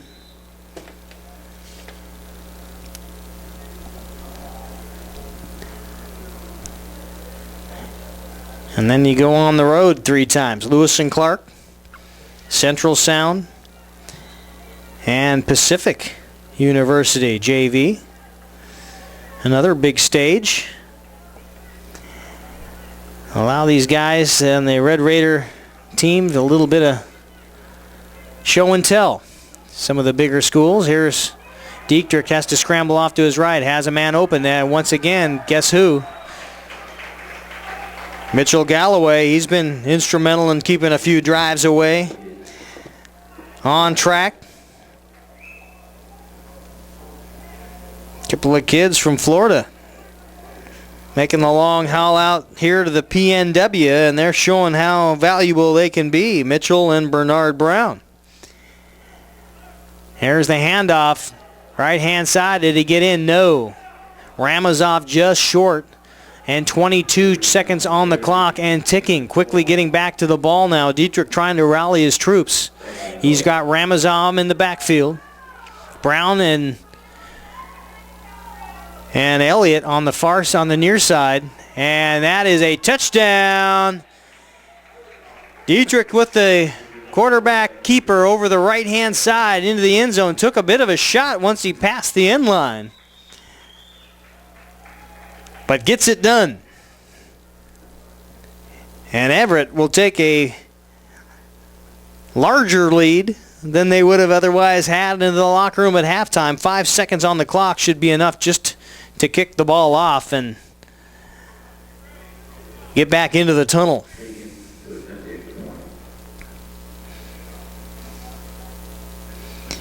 Here's the PAT. It is up and good, 35-7.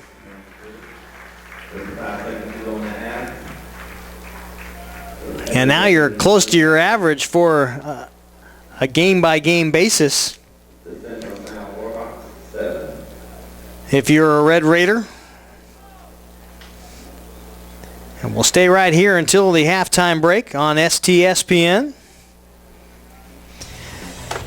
Central Sound has never beaten the Red Raiders in 5 opportunities up to this point. Of course, they were Kitsap before this season, where they were removed from the Kitsap Peninsula and moved to Tacoma and renamed Central Sound. The Red Raiders lead that series all time 5-0 and have outscored the Warhawks 234-103, so about 3 touchdowns a game. And today will most likely expand that series lead. There's the end of the first half after the return of about 6 yards, and both teams will head into the locker room. Outstanding quarter and a half out of the Everett Red Raiders. First 6 or 7 minutes did not treat them too well, but they certainly righted the ship in a hurry. And in a big way. 35-7, your halftime score here at Veterans Memorial. You're watching Everett Red Raider football on STSPN. Thanks for being along. We'll see you after the break.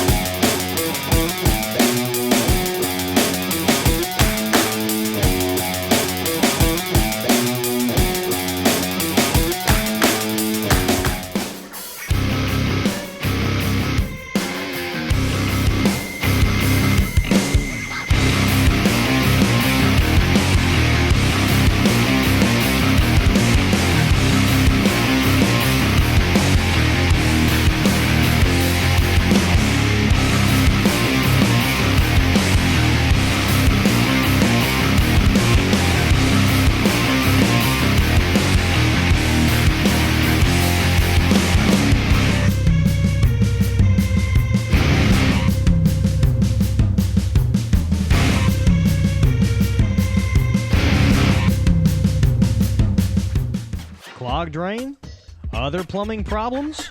Call Action Jackson Plumbing for 24-hour service. Owned by a lifetime Edmonds resident and Edmonds Woodway grad, Action Jackson is the drain cleaning specialist. They can unclog most internal drains for only $99 plus tax. Call 425-877-5601 or visit actionjacksonplumbing.com.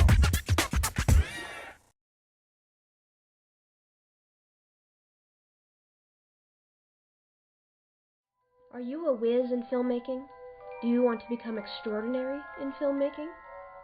Then come to Shoreline Community College and work with Shoreline Productions, where you will learn to transform your work in teams of working professionals and students to create enchanting effects such as green screen, text animation, and so much more.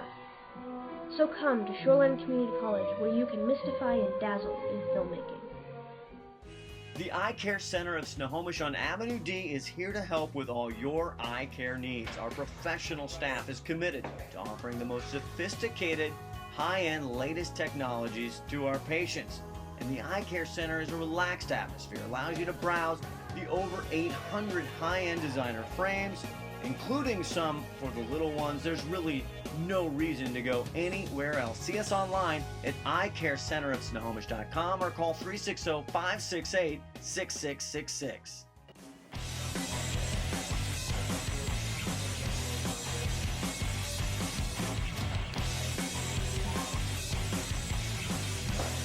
That was beautiful. It's basically, yeah, it's great.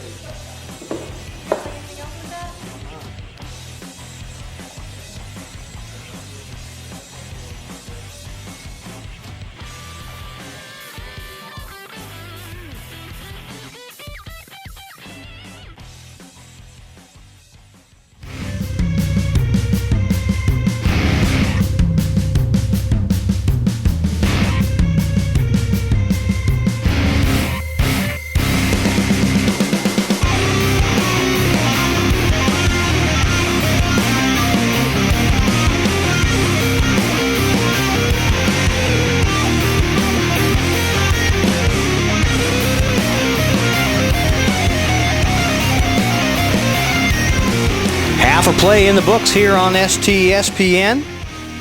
And the Red Raiders of Everett leading the Warhawks of Central Sound 35-7.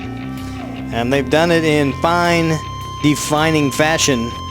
14 first downs for Everett to the 6 of Central Sound.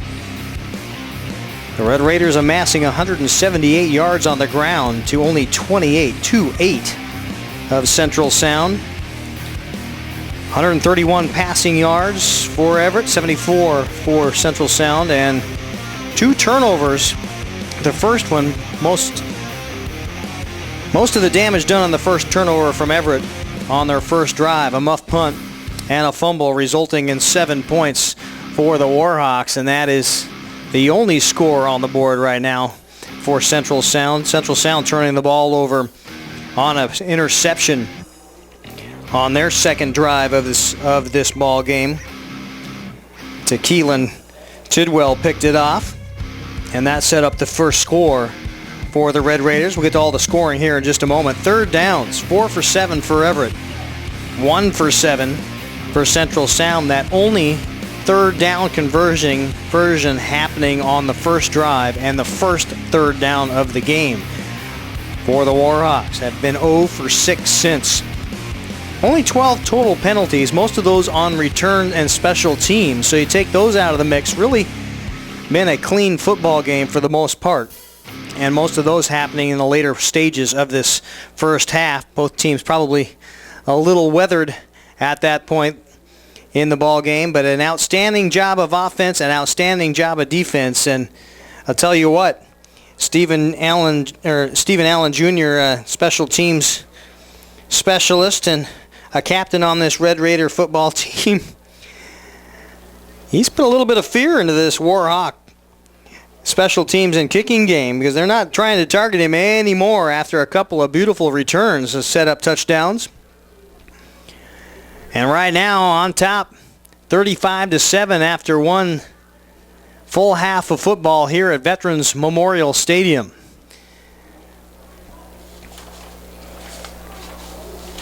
And we're set to kick off. The Warhawks will receive. They're wearing the white jerseys, white numbers, or light neon colored numbers, which makes it so hard to see. And right now, a nice return over the left-hand side and out of bounds. The Warhawks will begin their first possession of this second half at the 40-yard line. Warhawks ball, first and 10 on the 39. Connor Ropel, 6 for 13, 74 yards, has a TD. The big tight end, Raylan Williams, so far in this ball game, has also thrown that interception. Not a horrible afternoon for Connor, but he's not helped by his running game, nor the fact that he's got a couple receivers that just cannot hang on to the football right now. And he'll go back into shotgun formation. The bubble screen is caught and immediately met there and tackled by Keelan Tidwell, the linebacker. And a penalty flag is down about the point of contact. And after the first play, we'll have our first penalty. And that will go against the Red Raiders. 15-yard penalty, automatic first down.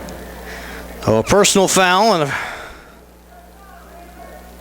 first down. Puts the ball on the other side of midfield for Central Sound. We'll see what they can do with some of their best field position of the football game coming on their first drive here of the second half.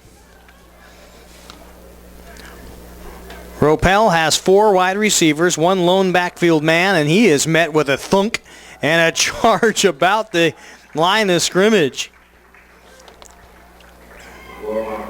Zawadzki gets the carry. He's 4 carries for 14 yards here in the ball game so far. And the raw running game of this Warhawk offense is stalled. You've got to credit the big linemen in the linebacking core of this Red Raider defense. And we'll see if they go through the air. This time they do. It's caught out on the flat. Great little move on the hesitation. Got the first down past the 35, the 35 rather, down to the 32-yard line. Pick up of 14 yards in the first down. And the Warhawks on the move. Got a sustained drive now.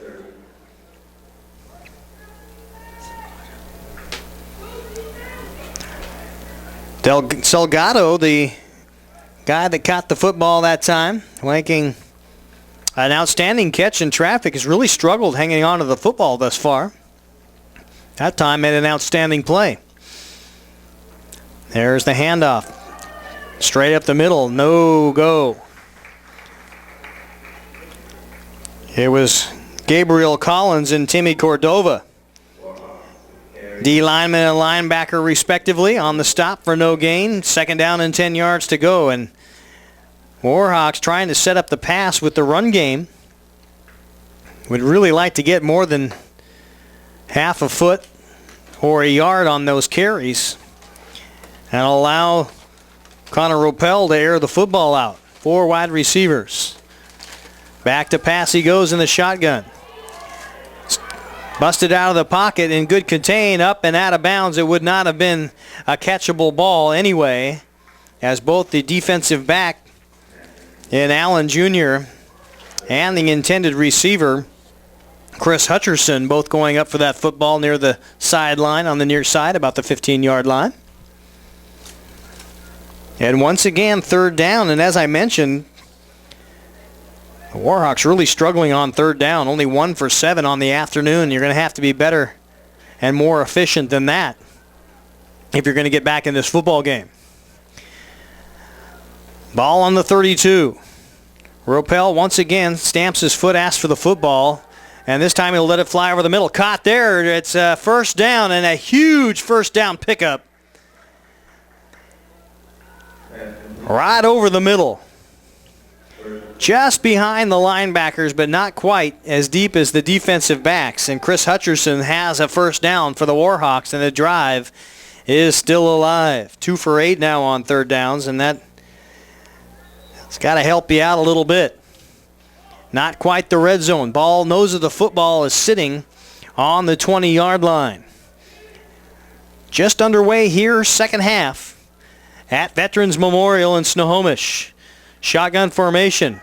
Timing pattern. Can the safety get over there? Caught. Is he in?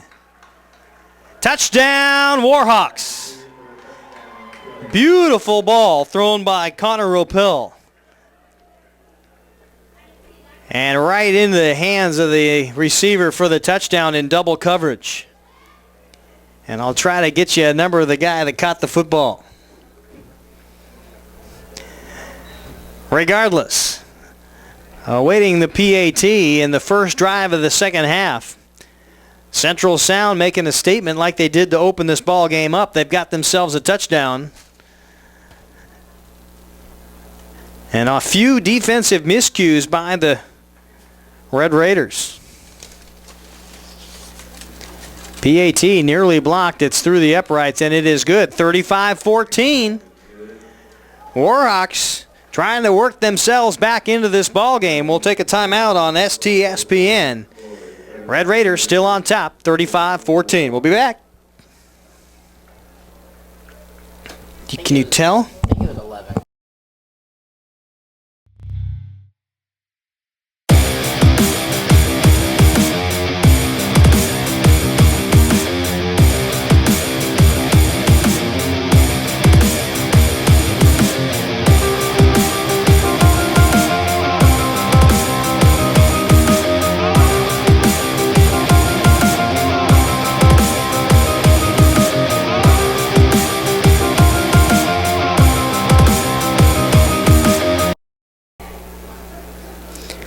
Chris Hutcherson hauls in a 21-yard pass from Connor Ropel for the first drive and the first strike of this second half to get the Warhawks back into this football game. 35-14 to score.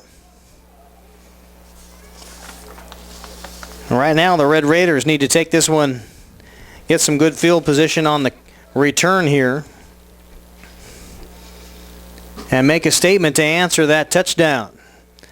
Here's Allen. Caught the ball at the 17-yard line. Breaks outside. He's got speed. He's got wheels. A stiff arm at the 40-yard line. Breaks one tackle. Finally hauled down just short of midfield at the 48-yard line.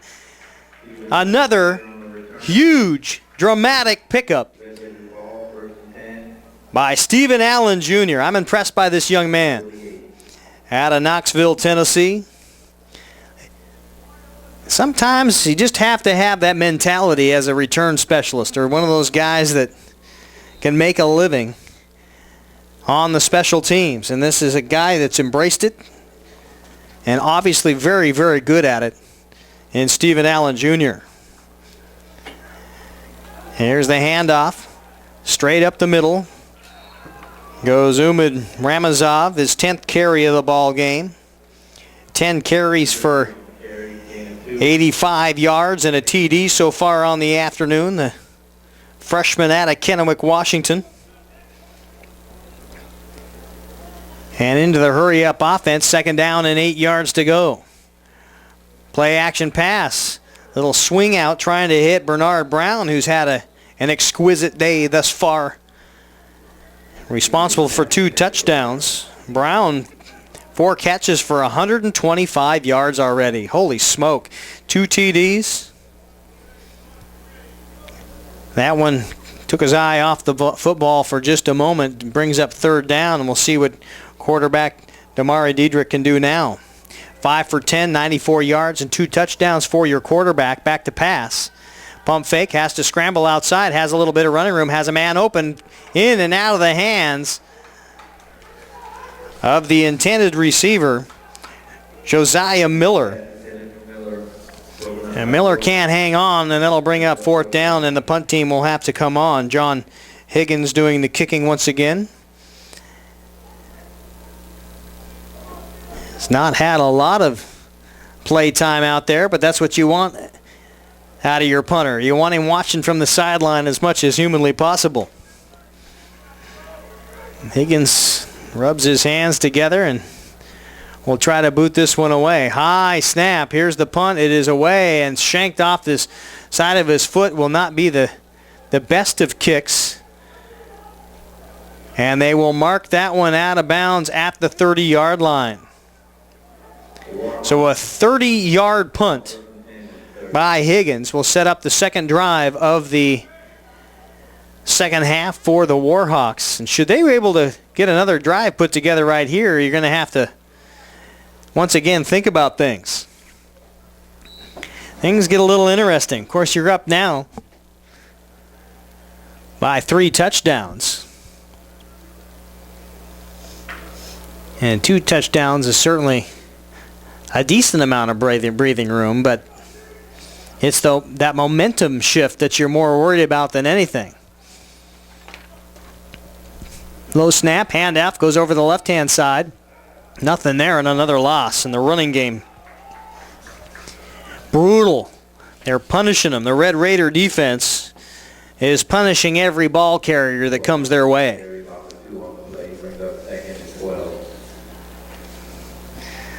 So Wadsky, 3 carries for 14 yards. Actually, 4 carries for 14 yards prior to that.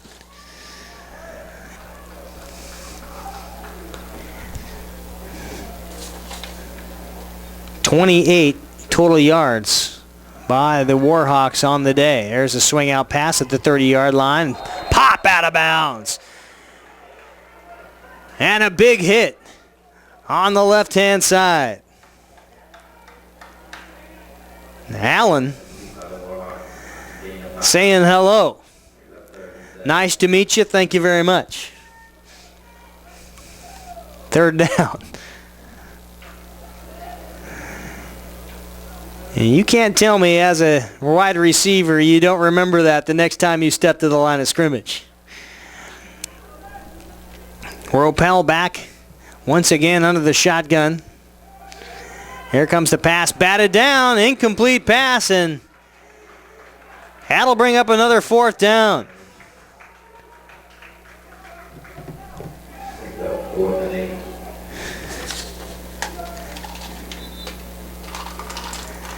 Michael DeWalt, the big down lineman, 275 pounds, 6'3".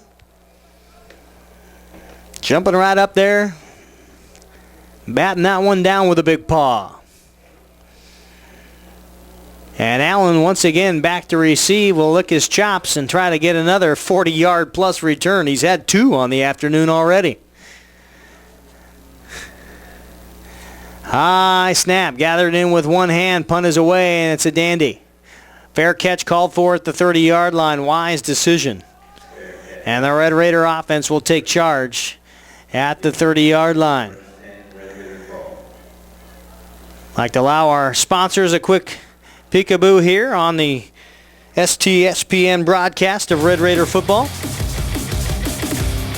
With 10:16 to go in the half, the third quarter of play. First half came to end 35-7 with the Red Raiders on top, and the Warhawks came down in their first possession, were able to go 60 yards for a touchdown. And that's where we are right now, 35-14. Here's the snap. Handoff over the left-hand side. Breaks one tackle. Gets about 5 yards. Nico Vieira once again with the carry. That's his 14th carry of the afternoon. Had 78 yards and a touchdown prior to that carry. That time picks up 5. So 14 for 83 yards and a score. That 1-yard scamper through the middle of the pile, the 1-yard dive. And once again takes the football on the handoff and actually play action fake. Great job by Nico to draw four would-be tacklers as the ball goes off the left-hand side. And a pickup of a first down sure fooled me. I bit. 9:35 to go third quarter. First down.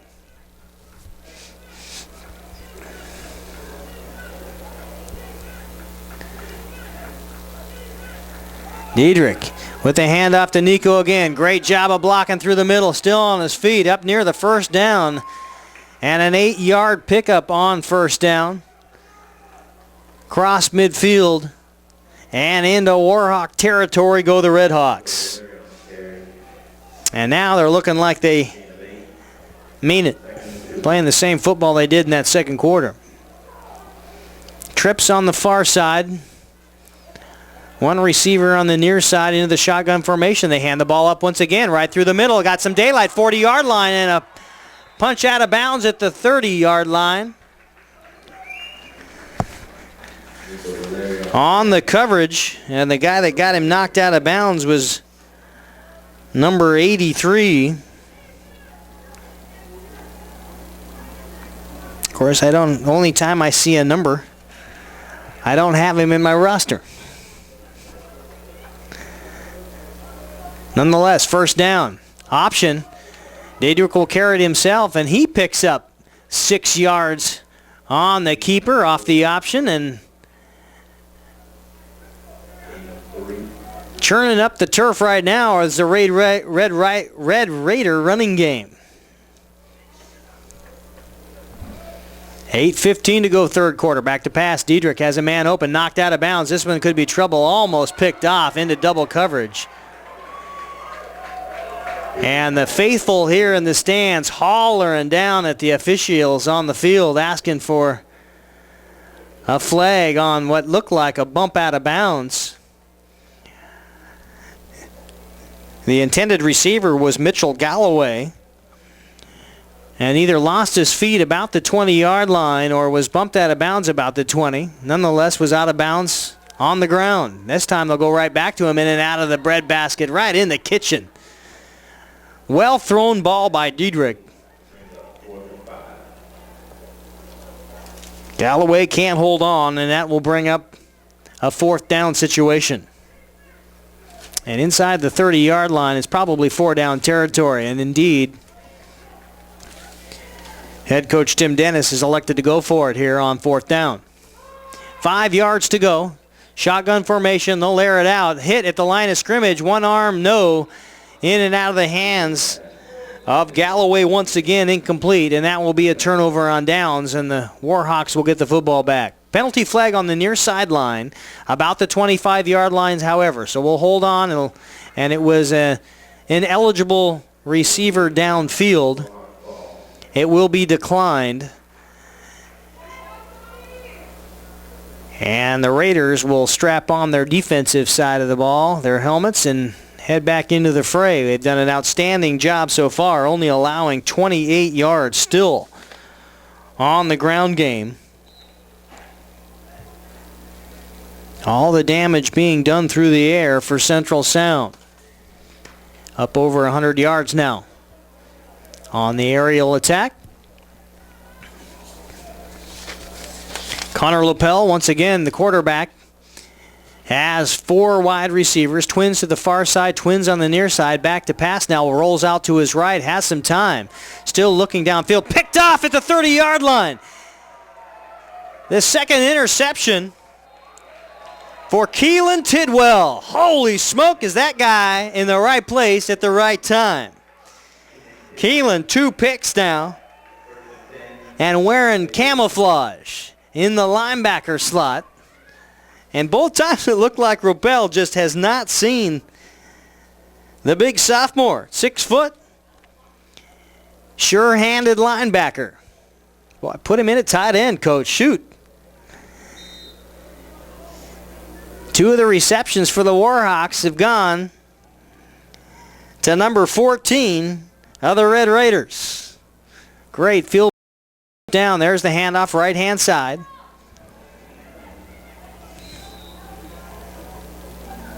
And Nico picks up 3 yards on the little scamper out to the right. Second down. 7:27 to go, third quarter. Thanks for being along. Awful fun atmosphere here at Veterans Memorial Stadium. Keith Nealy, along with my statistician, Calvin Nealy, and spotter up here at the high atop the press box. Thanks for being along. Todd Elvig, Josh Elvig, producer and camera down below, making all these pretty pictures for you. No gain on the play.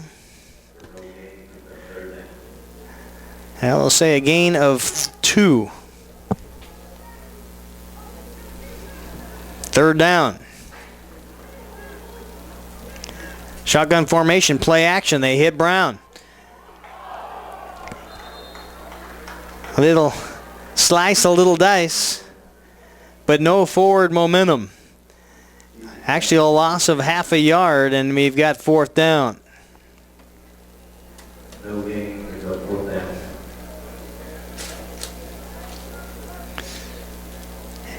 Once again, the Raiders will go for it on 4th down. Not successful in their last opportunity, a drive ago. We'll see if they can better that here. Back to pass. Penalty flag's gone. Do you have a free play into the end zone? Brown, touchdown for the 3rd time today, pending the hanky on the ground. And we'll see what that's about. It is a false start on the offense. Ouch. And this one will come back.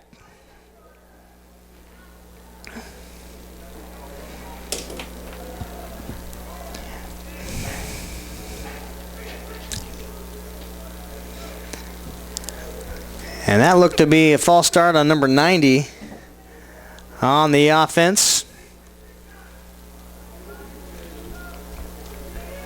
Excuse me, number 70.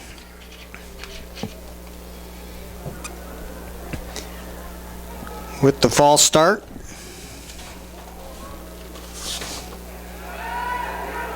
Alfredo Diaz Rodriguez. There's another long strike. Touchdown, Raiders! On 4th down, that's a tough one. Decide to draw that up, and they go for the home run ball, and it is successful, hitting Leon Elliott over the left-hand side for the touchdown. A 21-yard strike. And the Red Raiders, once again, expand on this lead. They've got a Warhawk down on the field. And that may be the reason that Elliott was able to bring that ball in so easily. He was wide open, mid-depth through the end zone with not a white jersey around him, and the man down on the field, I believe, and I'm waiting to see who that is down there, was in coverage on that play.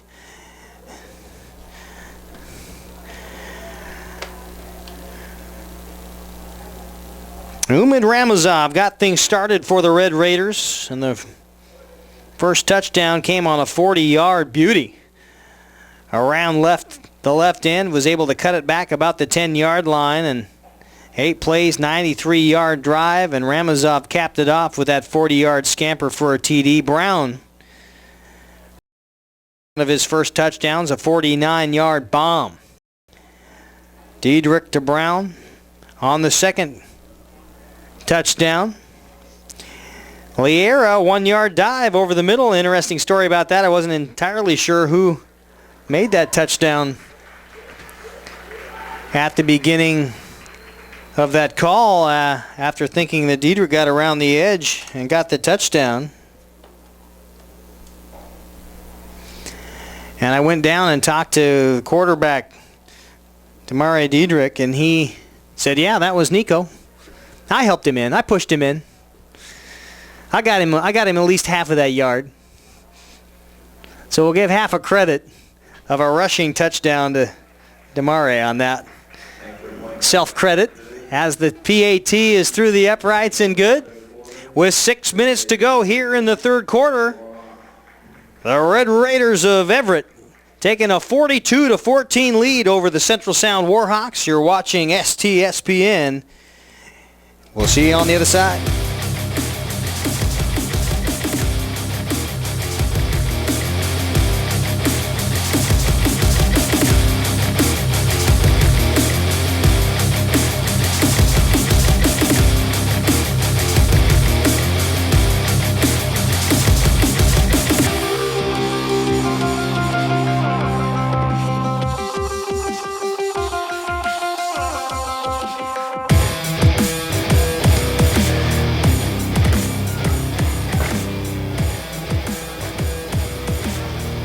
Shadows growing long here at Veterans Memorial Stadium. A beautiful fall afternoon.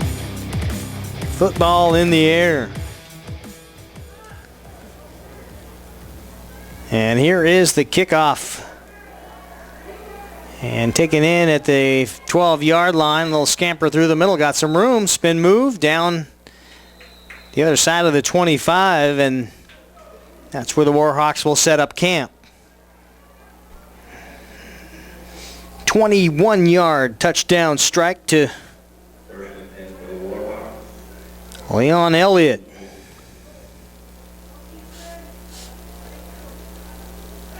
The last TD, and in pretty standard Red Raider form, 42 points put up on the board. They love to run this spread, and they can strike in a hurry. Down 7-0. That's about all we're going to spot you. 42-14 the score, Red Raider style. And here is the pitch, swing out on the right.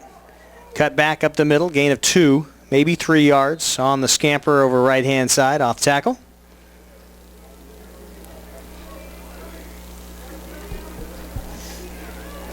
Warhawks carry for a gain of 4 on the play, 2nd and 6. And I believe that was Nick Zawadzki once again on the carry. 2nd down, 6 yards to go.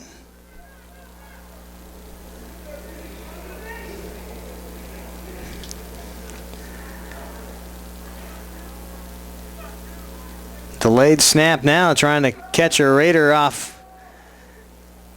Not paying attention. There's a little hitch and stop and a go. And a pickup of 15 yards and a 1st down. Nice job of breaking the open field tackle on the far side. Red Raiders keep the drive alive and get up near midfield here. Boy, it's tough to see those numbers in the sunshine. I'm struggling mightily to see those Warhawk jersey numbers. I don't know if you're having as hard a time as I am watching on the website. But it is about a low contrast jersey as I've ever seen.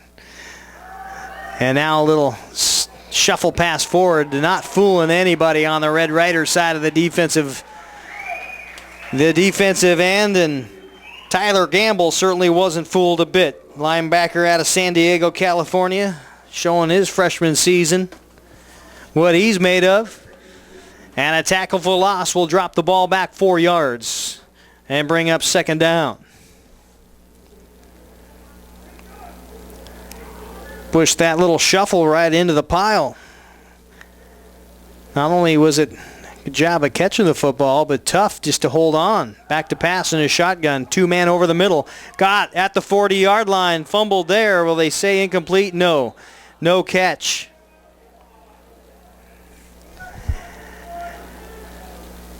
Open, 2 receivers open, but they crowded the center area of the field, right behind the linebacking core.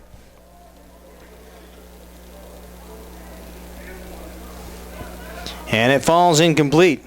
STSPN would like to thank the Snohomish School District IT department for all their help in getting us connected here and sending Red Raider football out to the world. Appreciate their help and all they do here at the high school and Memorial Stadium. Long pass along the sidelines. Great concentration. Caught at the 18-yard line. A beautiful haul. And a huge pickup for the Warhawks to keep themselves in this ball game. And I think for the first time we've seen some sure hands out of Deshaun Salgado, number 3, who made the grab and nonchalantly drops the ball and heads back to the huddle. And I think he knows that he's had a few miscues so far. He better not get too excited on the one long bomb. And they'll go off to the far side, a little swing out to the left. Chris Hutcherson, the intended receiver, already has a TD to his name today. The 2nd one of the afternoon in the first drive of the half for the Warhawks. That incomplete pass brings up second down and 10 yards to go with the ball on the 18-yard line. 3:36 to go here, third quarter.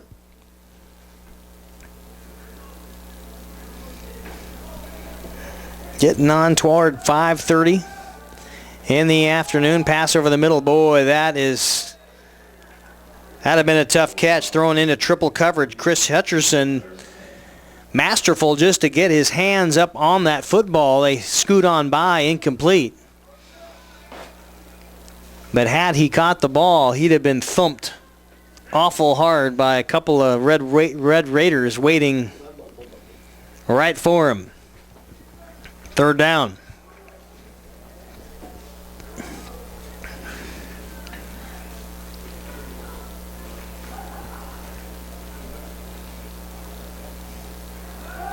Back to Cass. Pass, Rappel, right into coverage. Looks like it's picked off. And that will be a touchback. And the third interception thrown by Rappel today. And the only one not thrown to a linebacker that time. I believe it was number 18. Darren Bodrab, the cornerback from Edmonds, with the third interception for this Red Raider defense, and that will end the threat. Decent drive.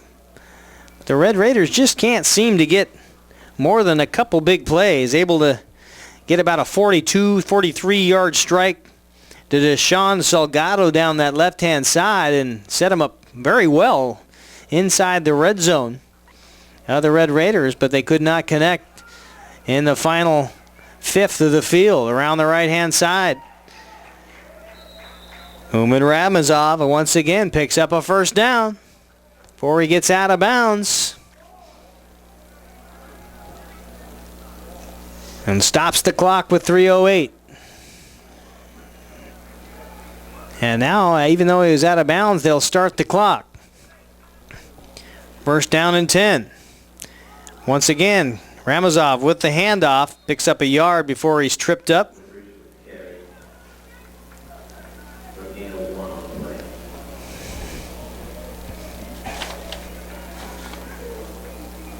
I believe that was Devin Cassie, number 58 on the stop.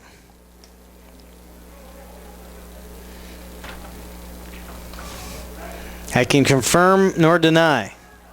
Cassie with the stop. Here's the handoff once again. Still on his feet. Ramazov trucking, pumping those legs forward past midfield down to the 45. A huge pickup. And another first down for the Red Raiders. And now it almost seems that Umid is just toying with the Central Sound defense. Second giant pickup in as many carries. Here is the handoff once again. That time got through the middle, bounces it outside, and a big pop and a stop at the 40-yard line.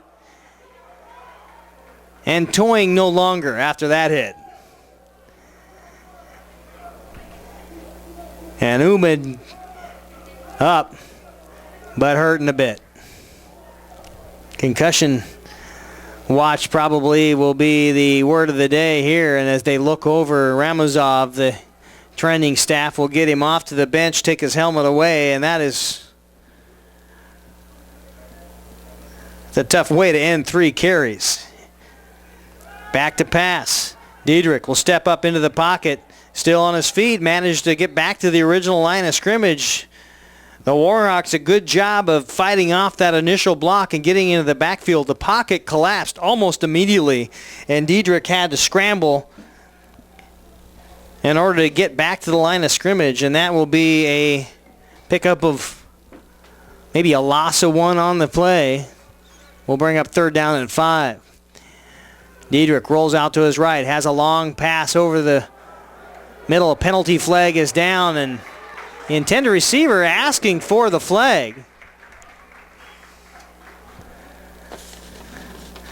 That was Austin Bradshaw, I believe, the intended receiver, was met about a half a second before the ball arrived. 5'9", 175 pounds out of Marysville. A freshman wide receiver. And on that pass interference play, will pick up the first down. And what you didn't see on that play was Mitchell Galloway going down the left-hand side, who was wide open. And now a handoff goes over the right to Tyler Watson, the new running back in out of Everett, 6 foot, 195-pound freshman, into the ball game. And is met for a loss of 2. And coming off the field, hurting just a little bit, Alfredo Diaz-Rodriguez, the tackle from Marysville, also struggling a little bit and grabbing his left-hand leg as he heads back to the bench. 2nd down and long. Diedrich back to pass. Caught at the 35-yard line and knocked out of bounds there. A pickup of 3. That'll bring up 3rd down and 10. Damari Diedrich not having a bad afternoon. Was 5 for 9, 94 yards and 2 TDs coming out of the halftime break. Has tacked on another touchdown to that, so 3 touchdowns throwing today. Also has a 1-yard rushing TD to his name, so not a bad afternoon for that young man.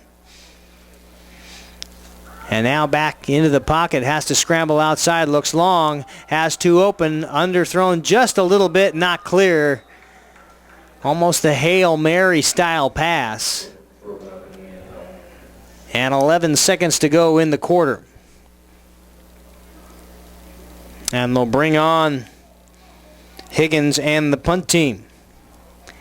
Higgins did not have the best of punts his last attempt. And we'll see if he can boot one clear here. 2 deep men, 3 deep men for Central Sound.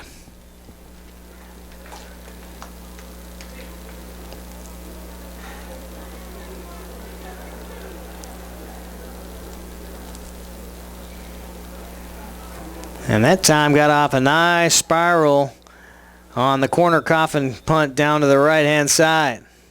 And out of bounds it goes, and it'll be 1st down and 10 yards to go for the Warhawks on the 6-yard line. 42-14. Red Raiders showing they can get it done both offensively and defensively. And I think they've answered the challenge that head coach Tim Dennis laid out for them today, and that was eliminate the little mistakes. Sure, they've had theirs, but nothing that has derailed the train. Most impressive on the defensive side has been the run support. My goodness, the Warhawks have not gotten anything going off the ground game. And that time, try it one more time. Pickup of 2 yards. And what would be a cloud of dust on a non-artificial turf. Still playing that smash mouth football up front. So that's the end of the 3rd quarter. Red Raiders 42, Warhawks 14. You're watching STSPN. Thanks for being along. We'll come back for the final stanza in just a moment.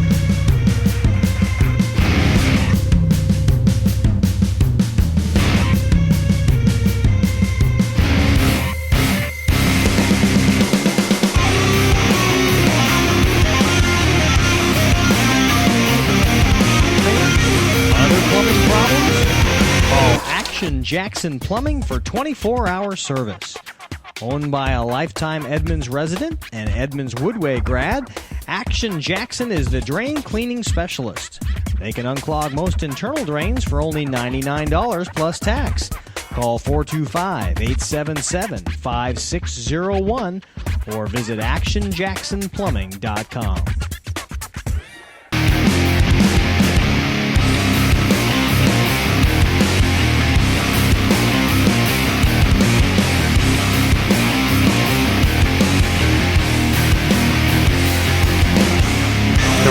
Raiders with a 4-touchdown lead. Heading into the fourth quarter here on STSPN. Thanks for being along this afternoon on Red Raider football broadcast. I'm Keith Nealy. The Red Raiders have got the Warhawks backed up now. 6-yard line is where the ball is placed. And after a 2-yard rush on the first possession, they'll start second down and 8 yards to go on the 8-yard line. Back to pass. Caught over the middle. And if indeed both receiver and defensive back came up with that football, it will be awarded possession of the receiver. And that time, I believe that was Chris Hutcherson with the catch. He's had an outstanding ball game today, already a touchdown. He's very sure-handed. Goes over the middle. Very sure of himself, heading over a very dangerous place in the field if you're a receiver. Makes a great catch for first down for the Warhawks there. Central Sound back to pass. Caught on the outside, back in, and another first down on the 40-yard line. And a penalty flag of perhaps a late hit out of bounds. It looked like there were some things said on that far side, right in front of the visitor bench.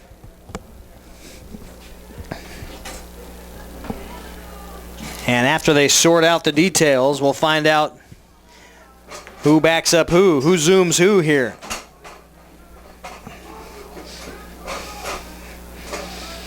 Personnel changes on both sides of the ball, awaiting the penalty. And we'll see what referee John McClain has to say. A personal foul on the Red Raiders. And that will be an automatic first down. Whether it was the hit out of bounds or something extra that was happening after the play, was called dead. It results in a 15-yard penalty, and the Warhawks have the ball now on the 44-yard line in Red Raider territory. Ropel, with the false start on his team, will then just exchange the penalties. And after a false start, back they go.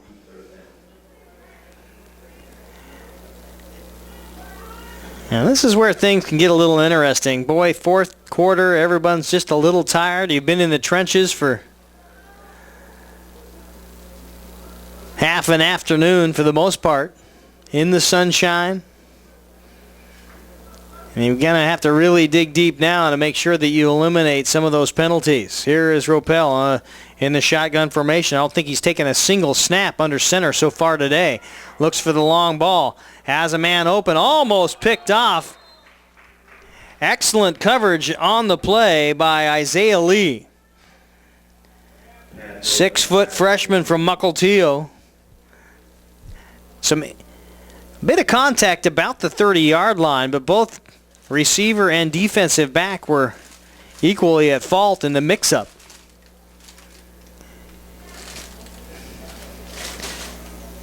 Ryan Camp, the intended receiver, was right there, had an equal shot at the football, but I think timed his jump just a little earlier than Lee did. Lee had the better chance at it by the time all was said and done. Both come up empty, and it is second down.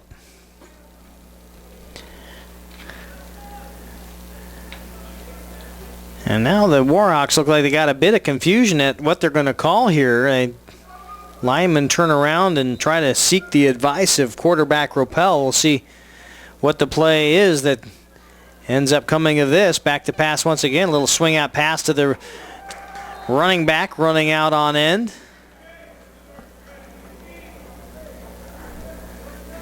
And I believe that was Jordan Mazias, the receiver, running back, making the catch on that play.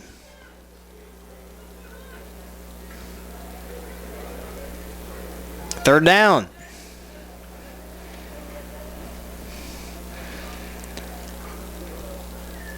All these kids enrolled at community colleges around the Sound. Although school hasn't yet started for most of them. They're already underway in their football season. 3 weeks in for the Red Raiders. 2 weeks in now for Central Sound. Man in motion, that's Hutcherson. Here's the snap. Swing out pass that goes to Hutcherson now at the 50-yard line. Turns it up. No, that is not Hutcherson. Hutcherson was the down man.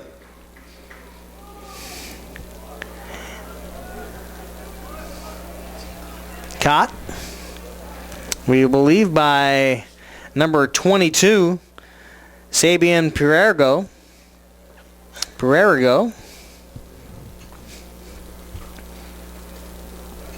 Fourth down, and with 13:03 to go, do you take the chance at one now on 4th and 10? Probably going to have to if you want to win this football game, and you're going to have to get a win by taking some chances and scoring the football. And they'll bring the punt team on. Still a lot of lessons to be learned. Even it's the second game of the season. Fake punt now. Running around end, and it is a first down at the 30-yard line on the scamper. Now it's number 22. That's Sabian Perergo again.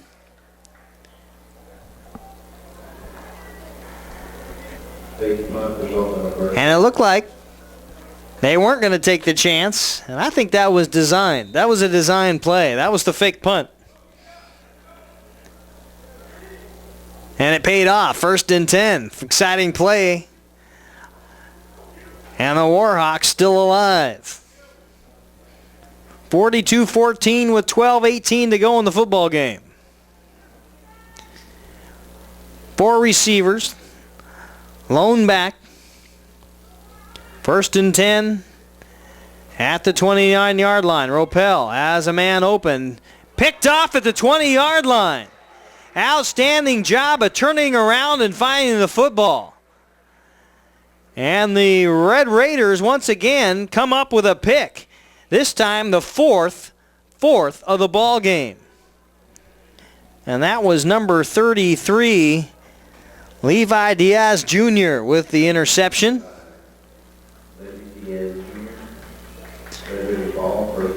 Great job after turning around and trying to recover some ground after getting beat. And it looked like the receiver was open, but Ropel probably could have lofted that one a little lighter over the top of the cornerback and had a reception there. Instead, that time, took the low route. And as soon as Diaz was able to see the wide eyes of the receiver that the ball was coming that direction, expertly turned around and got his hands up, and the ball hit him right palm high, head high, hauls it in, and ends the threat. And the Raiders will take things back. Bouncing outside. The ball carrier, Watson, picks up the first down, and 15 yards, 16 yards by the time he ends a masterful inside-out run. Kids are fun to watch. They're going to score a lot of points. They can both run and throw the football. Got a lot more in store for you here on STSPN.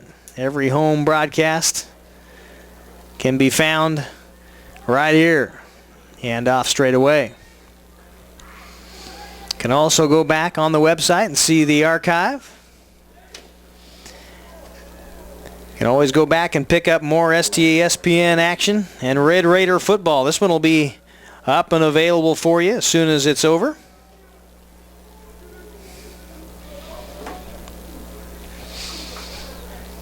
Ten minutes and 41 seconds to go. Screen pass. Watson, the catch and the continued forward momentum. Another 15-yard pickup. He's had 2 in as many opportunities. 1 on the ground that time. Had 3 down linemen ahead of him. Some big bodies to form the wedge of the screen. Watson makes the best of it, 15-yard pickup and a first down. Raiders on the other side of the 50.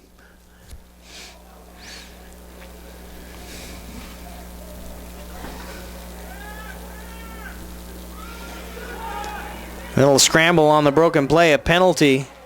2 penalties, one coming in from way back in the back defensive backland, and the other one right at the line of scrimmage.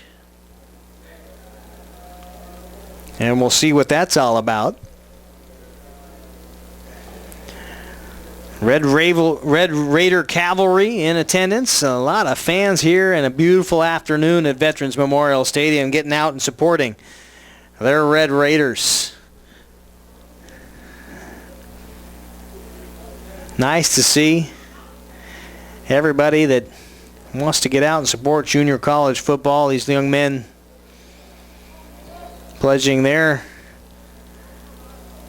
scholastics in order to play football. There's a holding penalty that was declined after the loss of 5 yards. They would have only picked up another 5. Why not take the down with it? And now Damari Diedrich will slap his hands, ask for the ball, and now it's not Diedrich. This is Shane Noriega, the quarterback, and now a catch. Oh, guess who? Boy, we haven't had to call Bernard Brown's name in a long time. That guy responsible for 3 touchdowns on the afternoon, and that coming on the strike from Shane Noriega, who comes in at quarterback. 6'4", 180-pound freshman from Mukilteo, and he makes good on his first drive of the afternoon, and now it's just getting crazy. 42-14, and they just keep on putting it on.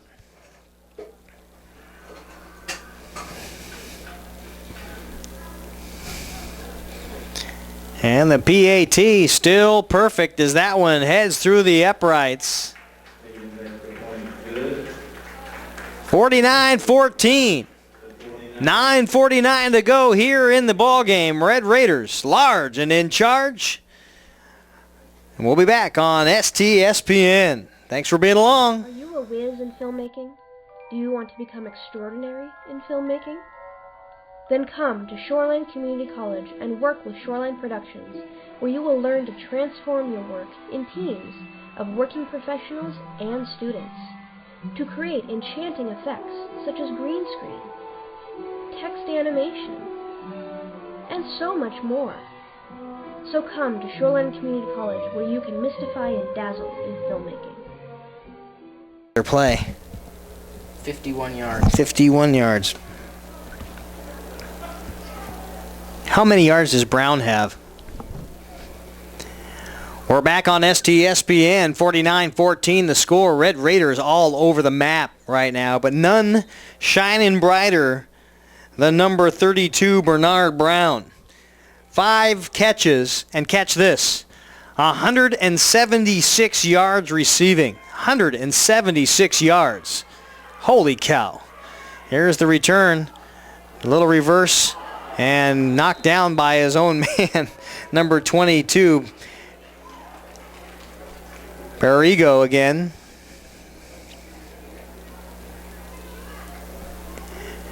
And the Warhawks just trying to salvage a little bit of football out of this afternoon. Started well enough. Touchdown on their first possession. 11-yard strike to tight end Raylan Williams from Ropel. And then to start the second half, the Warhawks look pretty good. 20-yard strike to Hutcherson, Chris Hutcherson, who has a TD on the afternoon. But aside from starting halves, the Warhawks have largely come up empty, and boy, throwing picks is not the best way to get it done. There's a completed pass at the 35-yard line. And there will be no yards after catch there as the 6-yard pickup by Chris Hutcherson. And again, I cannot tell you that young man is not giving up. He has got a heart. Chris Hutcherson, he has stayed in this ball game, a sure-handed player. in his first year out of Port Orchard, Washington. And he'll certainly breathe some life into this Warhawk football squad for another year. 8:56 to go, fourth quarter. On the road at Lane, Oregon. The JV squad, that one almost picked off again. A tip football up into the air, anybody's ball is near, but it falls to the deck, incomplete. And it'll bring up 3rd down and 4.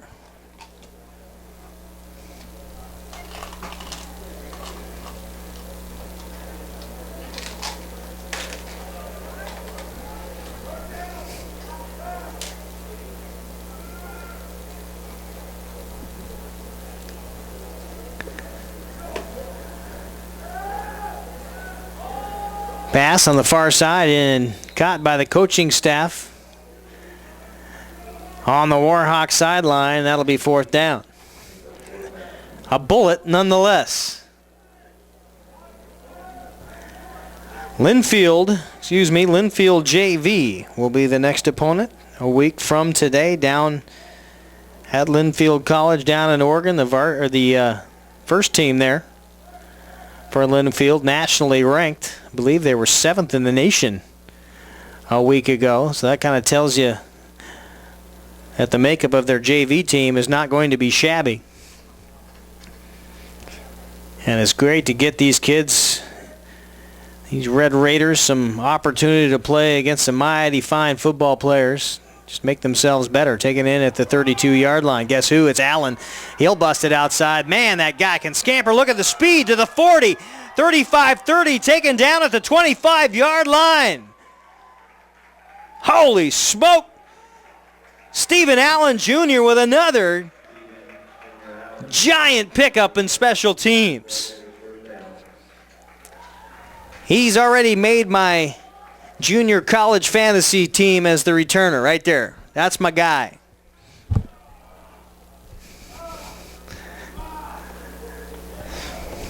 Fun to watch a good return man. And you can make a living at it. One of those positions like long snapper, if you're good at what you do, someone will make a spot for you. And that's exactly what the intent is of these football teams here at this level, at junior college level, trying to make it to get an education somewhere else. And that'll cough up the fumble. Watson can't hang on to it. Still bouncing around. Picked up. This time at the 40-yard line. Warhawks have it. Heading after him is the quarterback. And Noriega can't catch up. Touchdown, Warhawks. In a bit of a circus play. That ball, I think, was touched by 6 Warhawks before it was picked up. And running into the end zone for the touchdown. And again, I'd love to tell you who did it, but I can't see a jersey number to save my life from up here. And they'll haul off the guy who got it done. A couple of teammates running over there to help him pick up what looks to be his right ankle.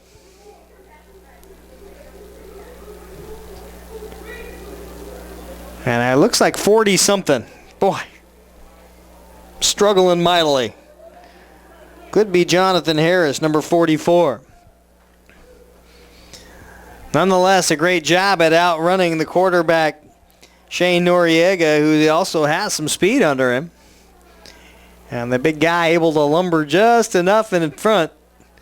Just enough daylight to get into the end zone, and the PAT will make it 49-21. So the Warhawks back on the board, 8 minutes to play. Just a little more interesting here on STSPN. We'll take a timeout as we switch positions. Hold on, we've got a penalty marker on the field.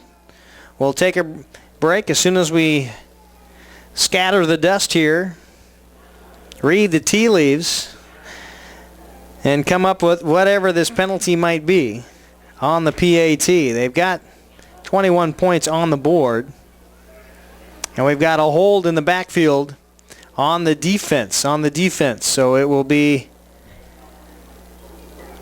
the PAT will count, and we will take a break.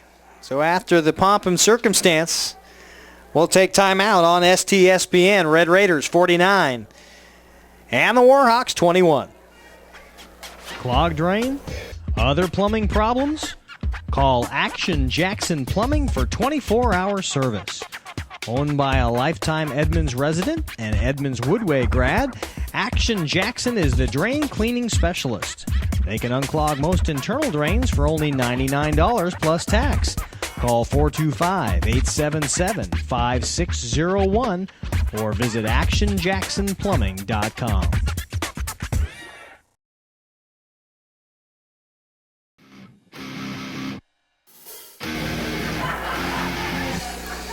That last Warhawk touchdown looked more like rugby than it did football. Just beating the ball down the field enough time to get a big body near it that could scoop it off the turf and lumber into the end zone for the touchdown.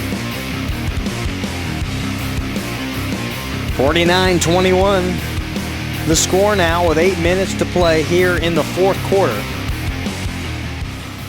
And the penalty is enforced on the kickoff. We're kicking off at the 50-yard line.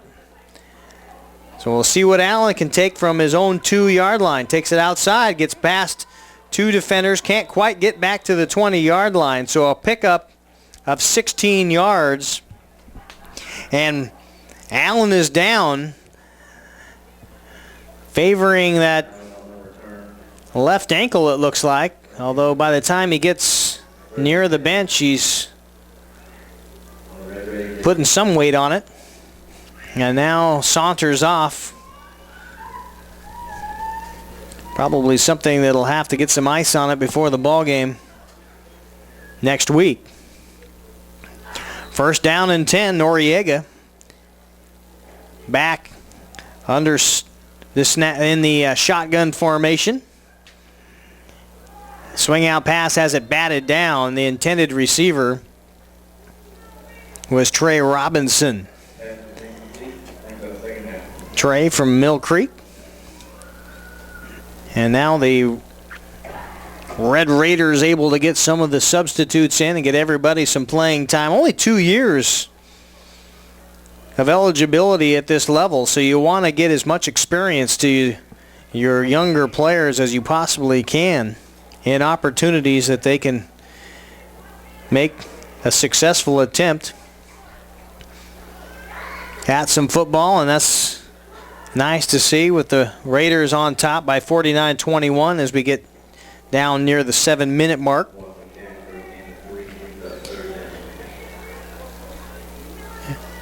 Able to get some of these kids some experience and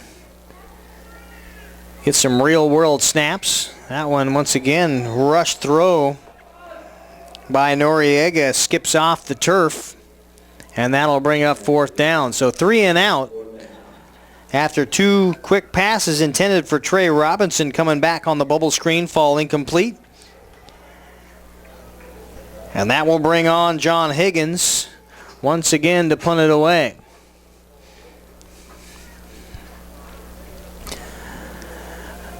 Punt returner for the Warhawks, hovering right about the 50-yard line.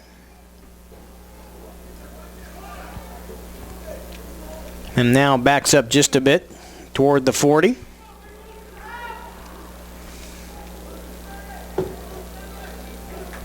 Yeah, it's a beautiful afternoon. Shadows getting a little long here. Just before 6 o'clock in the great Pacific Northwest. There's a rushed punt. That one skipped off the turf and takes a pretty neutral bounce about the 40-yard line. And that is where the Warhawks will take another stab at it. Great field position. Thanks for being along on a Sunday afternoon. Red Raider football on STSPN. I'd like to thank our sponsors for being part of our world, and we'd like to thank you for being a part of it also.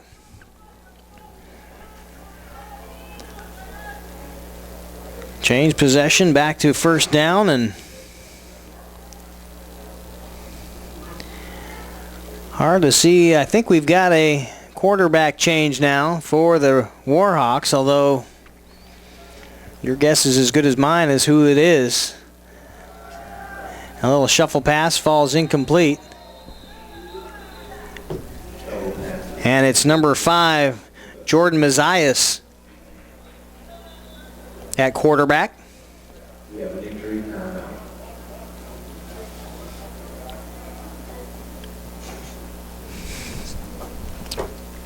And another injury is a attend to a player down there. We'll take a quick break. 6:47 to go here at Veterans Memorial Stadium. Red Raiders 49, Warhawks 21. We'll be back.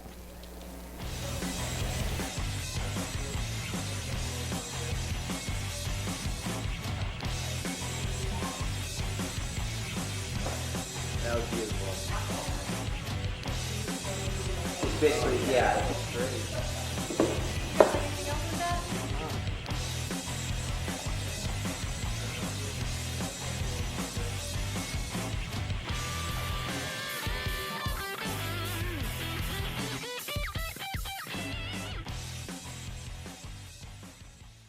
I think it's him.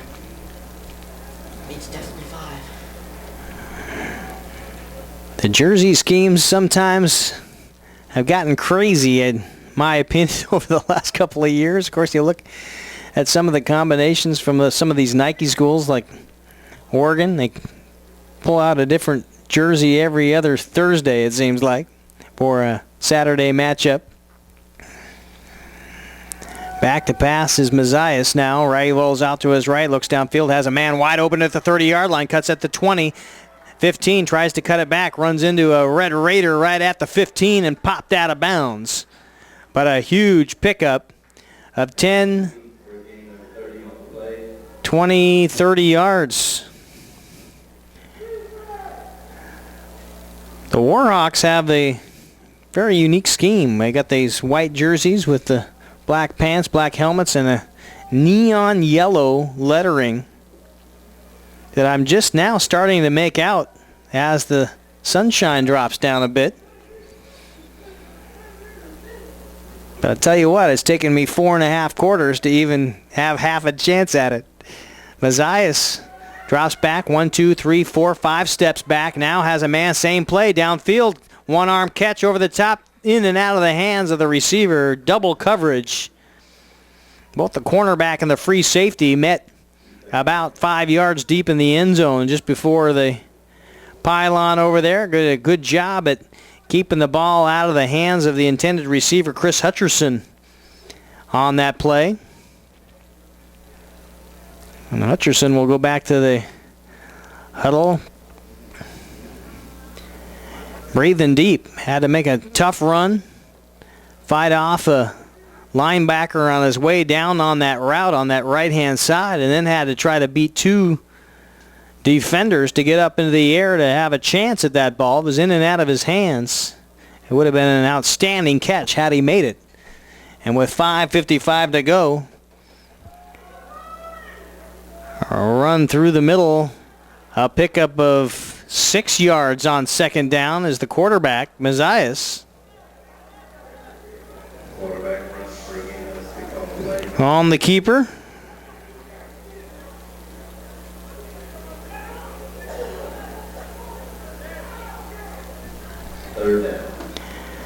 Third and short.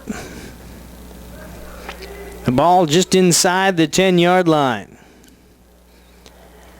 Another great teaching moment for the Warhawks coaching staff. Get these kids some knowledge and some snaps in the red zone. There's a little swing out pass, the bubble screen, trying to get past that first down marker, and does a great job. A pickup of 4 and the first down, and the drive continues with 5:10 to go in the ball game.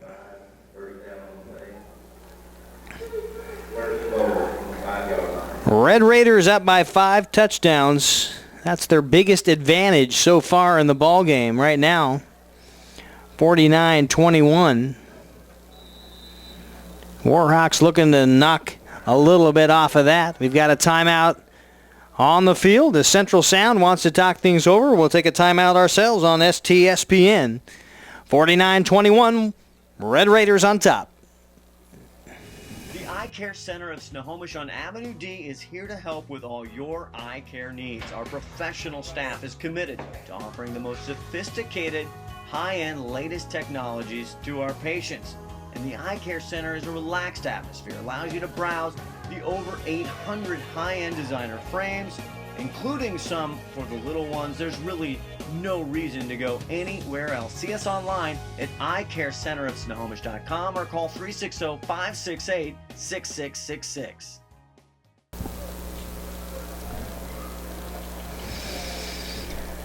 .507 left in the ball game. Warhawks are not done yet. A little life in them. With a first down and goal to go on the 6-yard line. Not a lot of moral victories in junior college football, but you can certainly learn a lot by your situation, and that's exactly what head coach A.J. Beard and his staff are trying to do. Penalty flag down as the carry around the left end or right end is in the end zone awaiting the call. It will be a holding is the early indication, and that will bring that one back. The Warhawks having a shot at things. You score there.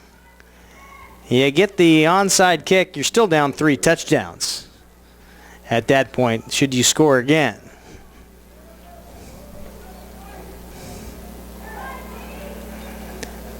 The difference is 28 points right now.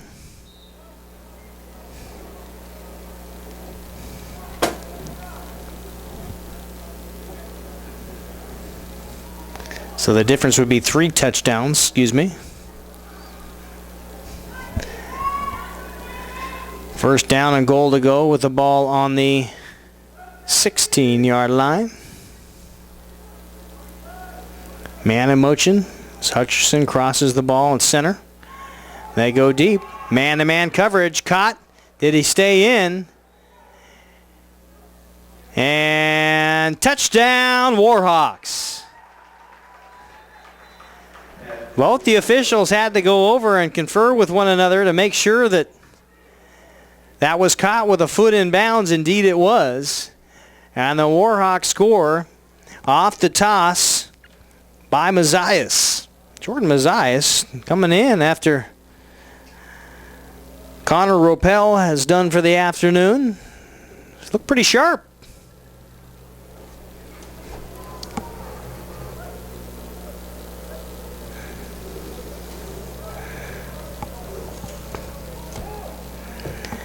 Mazias 3 for 5 for 43 yards and a TD so far today, and they helped the young man up that caught the football on the far side of the field, which makes it anybody's guess as to who actually caught the football.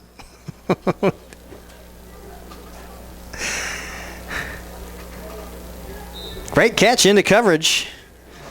Guy got up in the air. Got to tip your hat if you're a DB. You do everything you can to get back into coverage and swat that thing away, but it's sometimes an athletic receiver just makes a good stab at it and a good reception.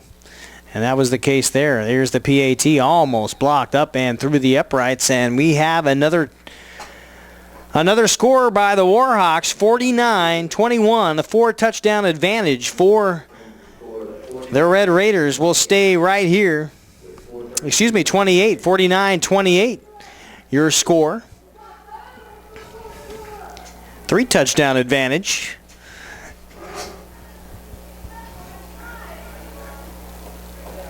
Said there would be no math.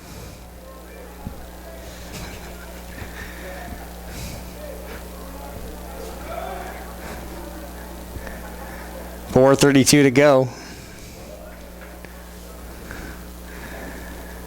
Shirt sleeve shorts. Great time to be a fan here at the stands. Veterans Memorial Stadium. Of course, black jerseys. Probably a little toasty down there on this artificial turf for the Red Raiders.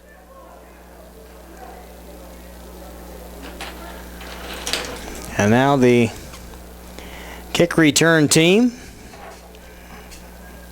Of course, the pillar back there is Stephen Allen Jr.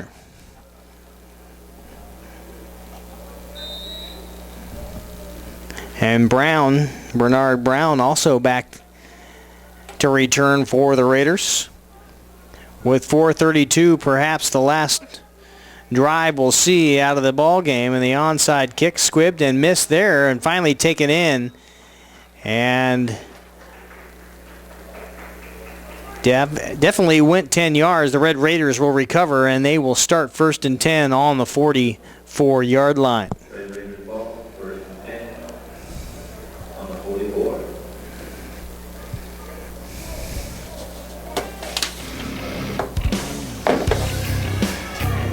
Head coach Tim Dennis in his 4th year at the helm here of Red Raider football. Wazoo grad and 3 consecutive NWJCFL League championships. Boy, they're playing well today. You'd think nothing but number 4 is the goal for this side here from Everett. Not quite the victory formation yet. The spread's still in effect. 4 receivers. There's the handoff to Watson. Tries to go around the left end. Now off to reverse to the right. Has some running room past the 50-yard line. Hurdles one tackler. Bucks through another. There is a penalty flag down to the 20, the 10, the 5, and it will be a touchdown. 2 penalty flags go in on the horse collar tackle.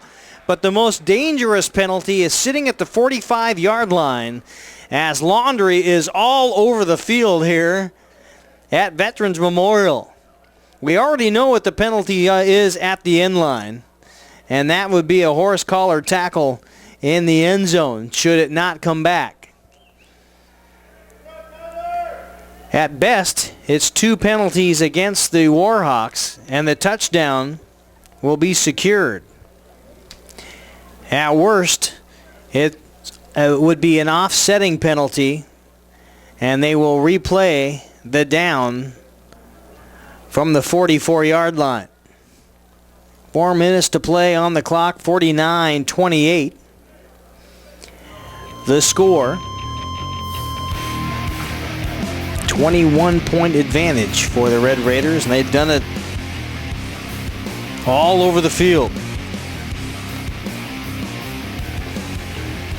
3 rushes for touchdowns and 4 TDs via the air. The last one, a 51-yard pass from Noriega to Brown. And those penalties do offset, and we'll restart at the 44-yard line. That is tough. So still 1st down.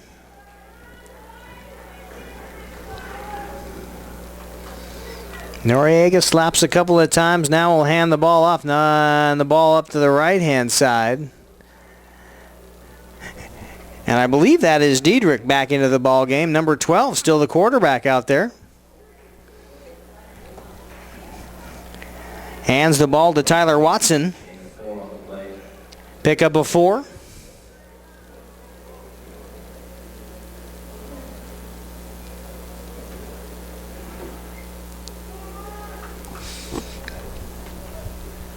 Second down. Diedrich.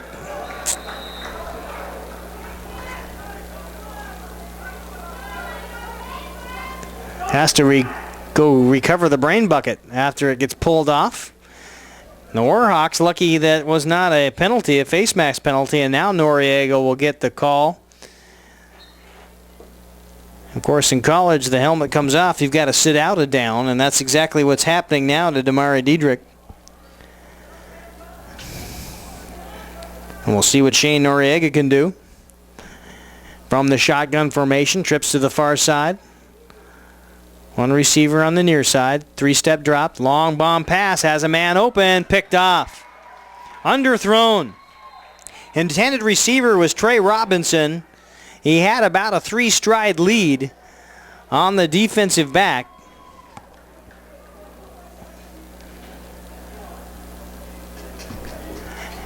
And the ball just underthrown, able to come back and pick it up And the interception will give the ball back to the Warhawks. Maurice Hunter on the return after the pick. Good job at turning around and realizing the ball was going to be short, coming back to it and picking it off. First down and 10 at the 27-yard line now for the Warhawks. But they don't have a lot of time left to get anything done. 2:39 on the clock, and that's what's left in this ball game.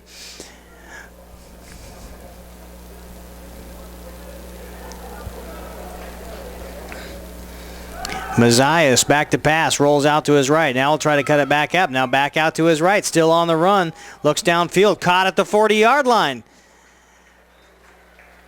Mazias able to throw off that right-hand scramble. It's not an easy play to make on the run because he's not setting his feet to make the throw. He's throwing off his left leg and firing as a right-handed bullet for the first down. 2:24 to go. Mazias once again with the call. Snap from shotgun. Steps back. Once again rolls out to his favorite right. And this time fumbles it out of bounds. Or does he? They say he was down. A loss of 7 on the play. And that time the scramble didn't work. Sometimes it's better just to throw the thing away.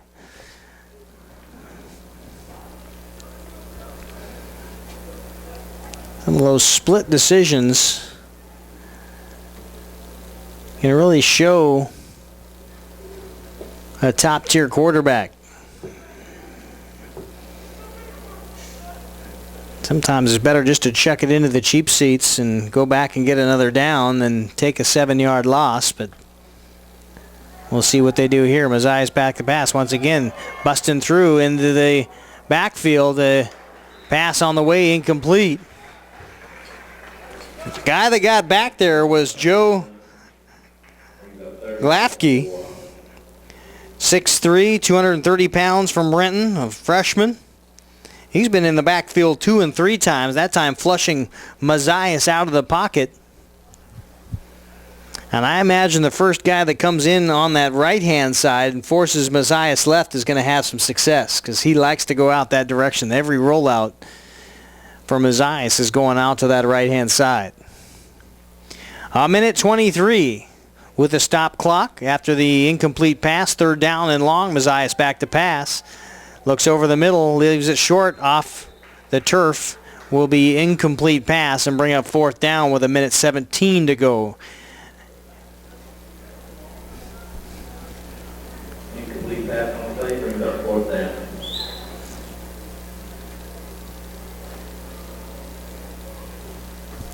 Linfield, the next opponent for Everett, on the road.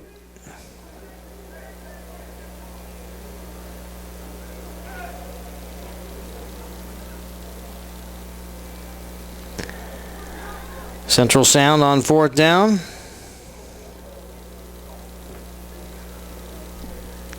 Long snap count, trying to try the hard count to see if they can't get a Red Raider to come off sides. Picked off. Josh Higgins in at safety. A penalty flag comes out. Higgins goes all the way down to the 20-yard line after the interception, the 5th interception from Warhawk quarterbacks today.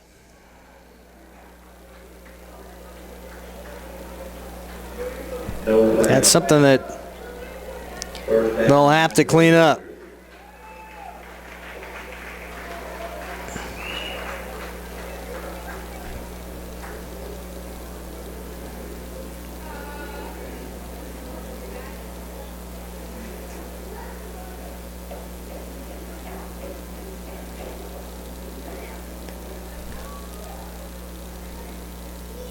At PLU next for Central Sound. Down at Sparks Stadium.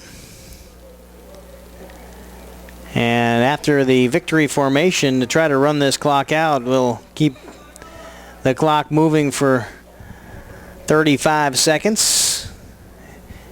And 2 more of those, and we should be about wrapped up here and call this football game over.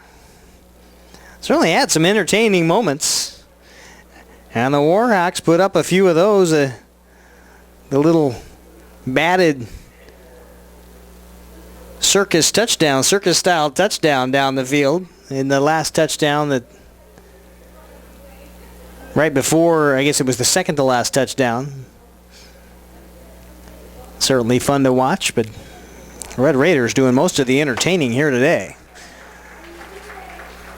And the clock ticking down, that should wrap it up. 24-23, and they are exchanging handshakes.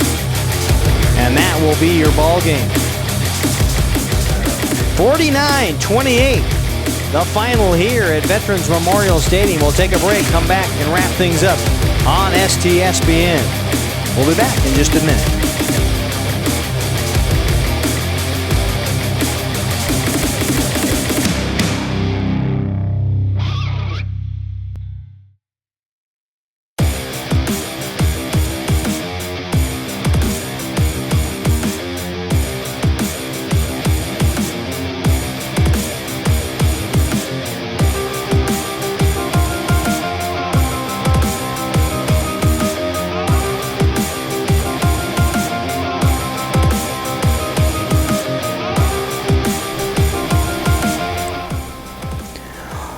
Welcome back on STSPN. Red Raider football in the books. Third one, the second victory of 3. The only loss to the Eastern Arizona Gila Monsters a week ago. Eastside Bulldogs fell to the Red Raiders 29-8 in the opener, and today a 49-28 win over the Warhawks of Central Sound. Your leaders today, passing the football for the Red Raiders, Diedrich. 9 completions, 22 attempts, 147 yards, and 3 touchdowns. Only picked off 1 time. And of course, his favorite target was none other than Bernard Brown. 6 catches, 176 yards, and 3 touchdowns unofficially.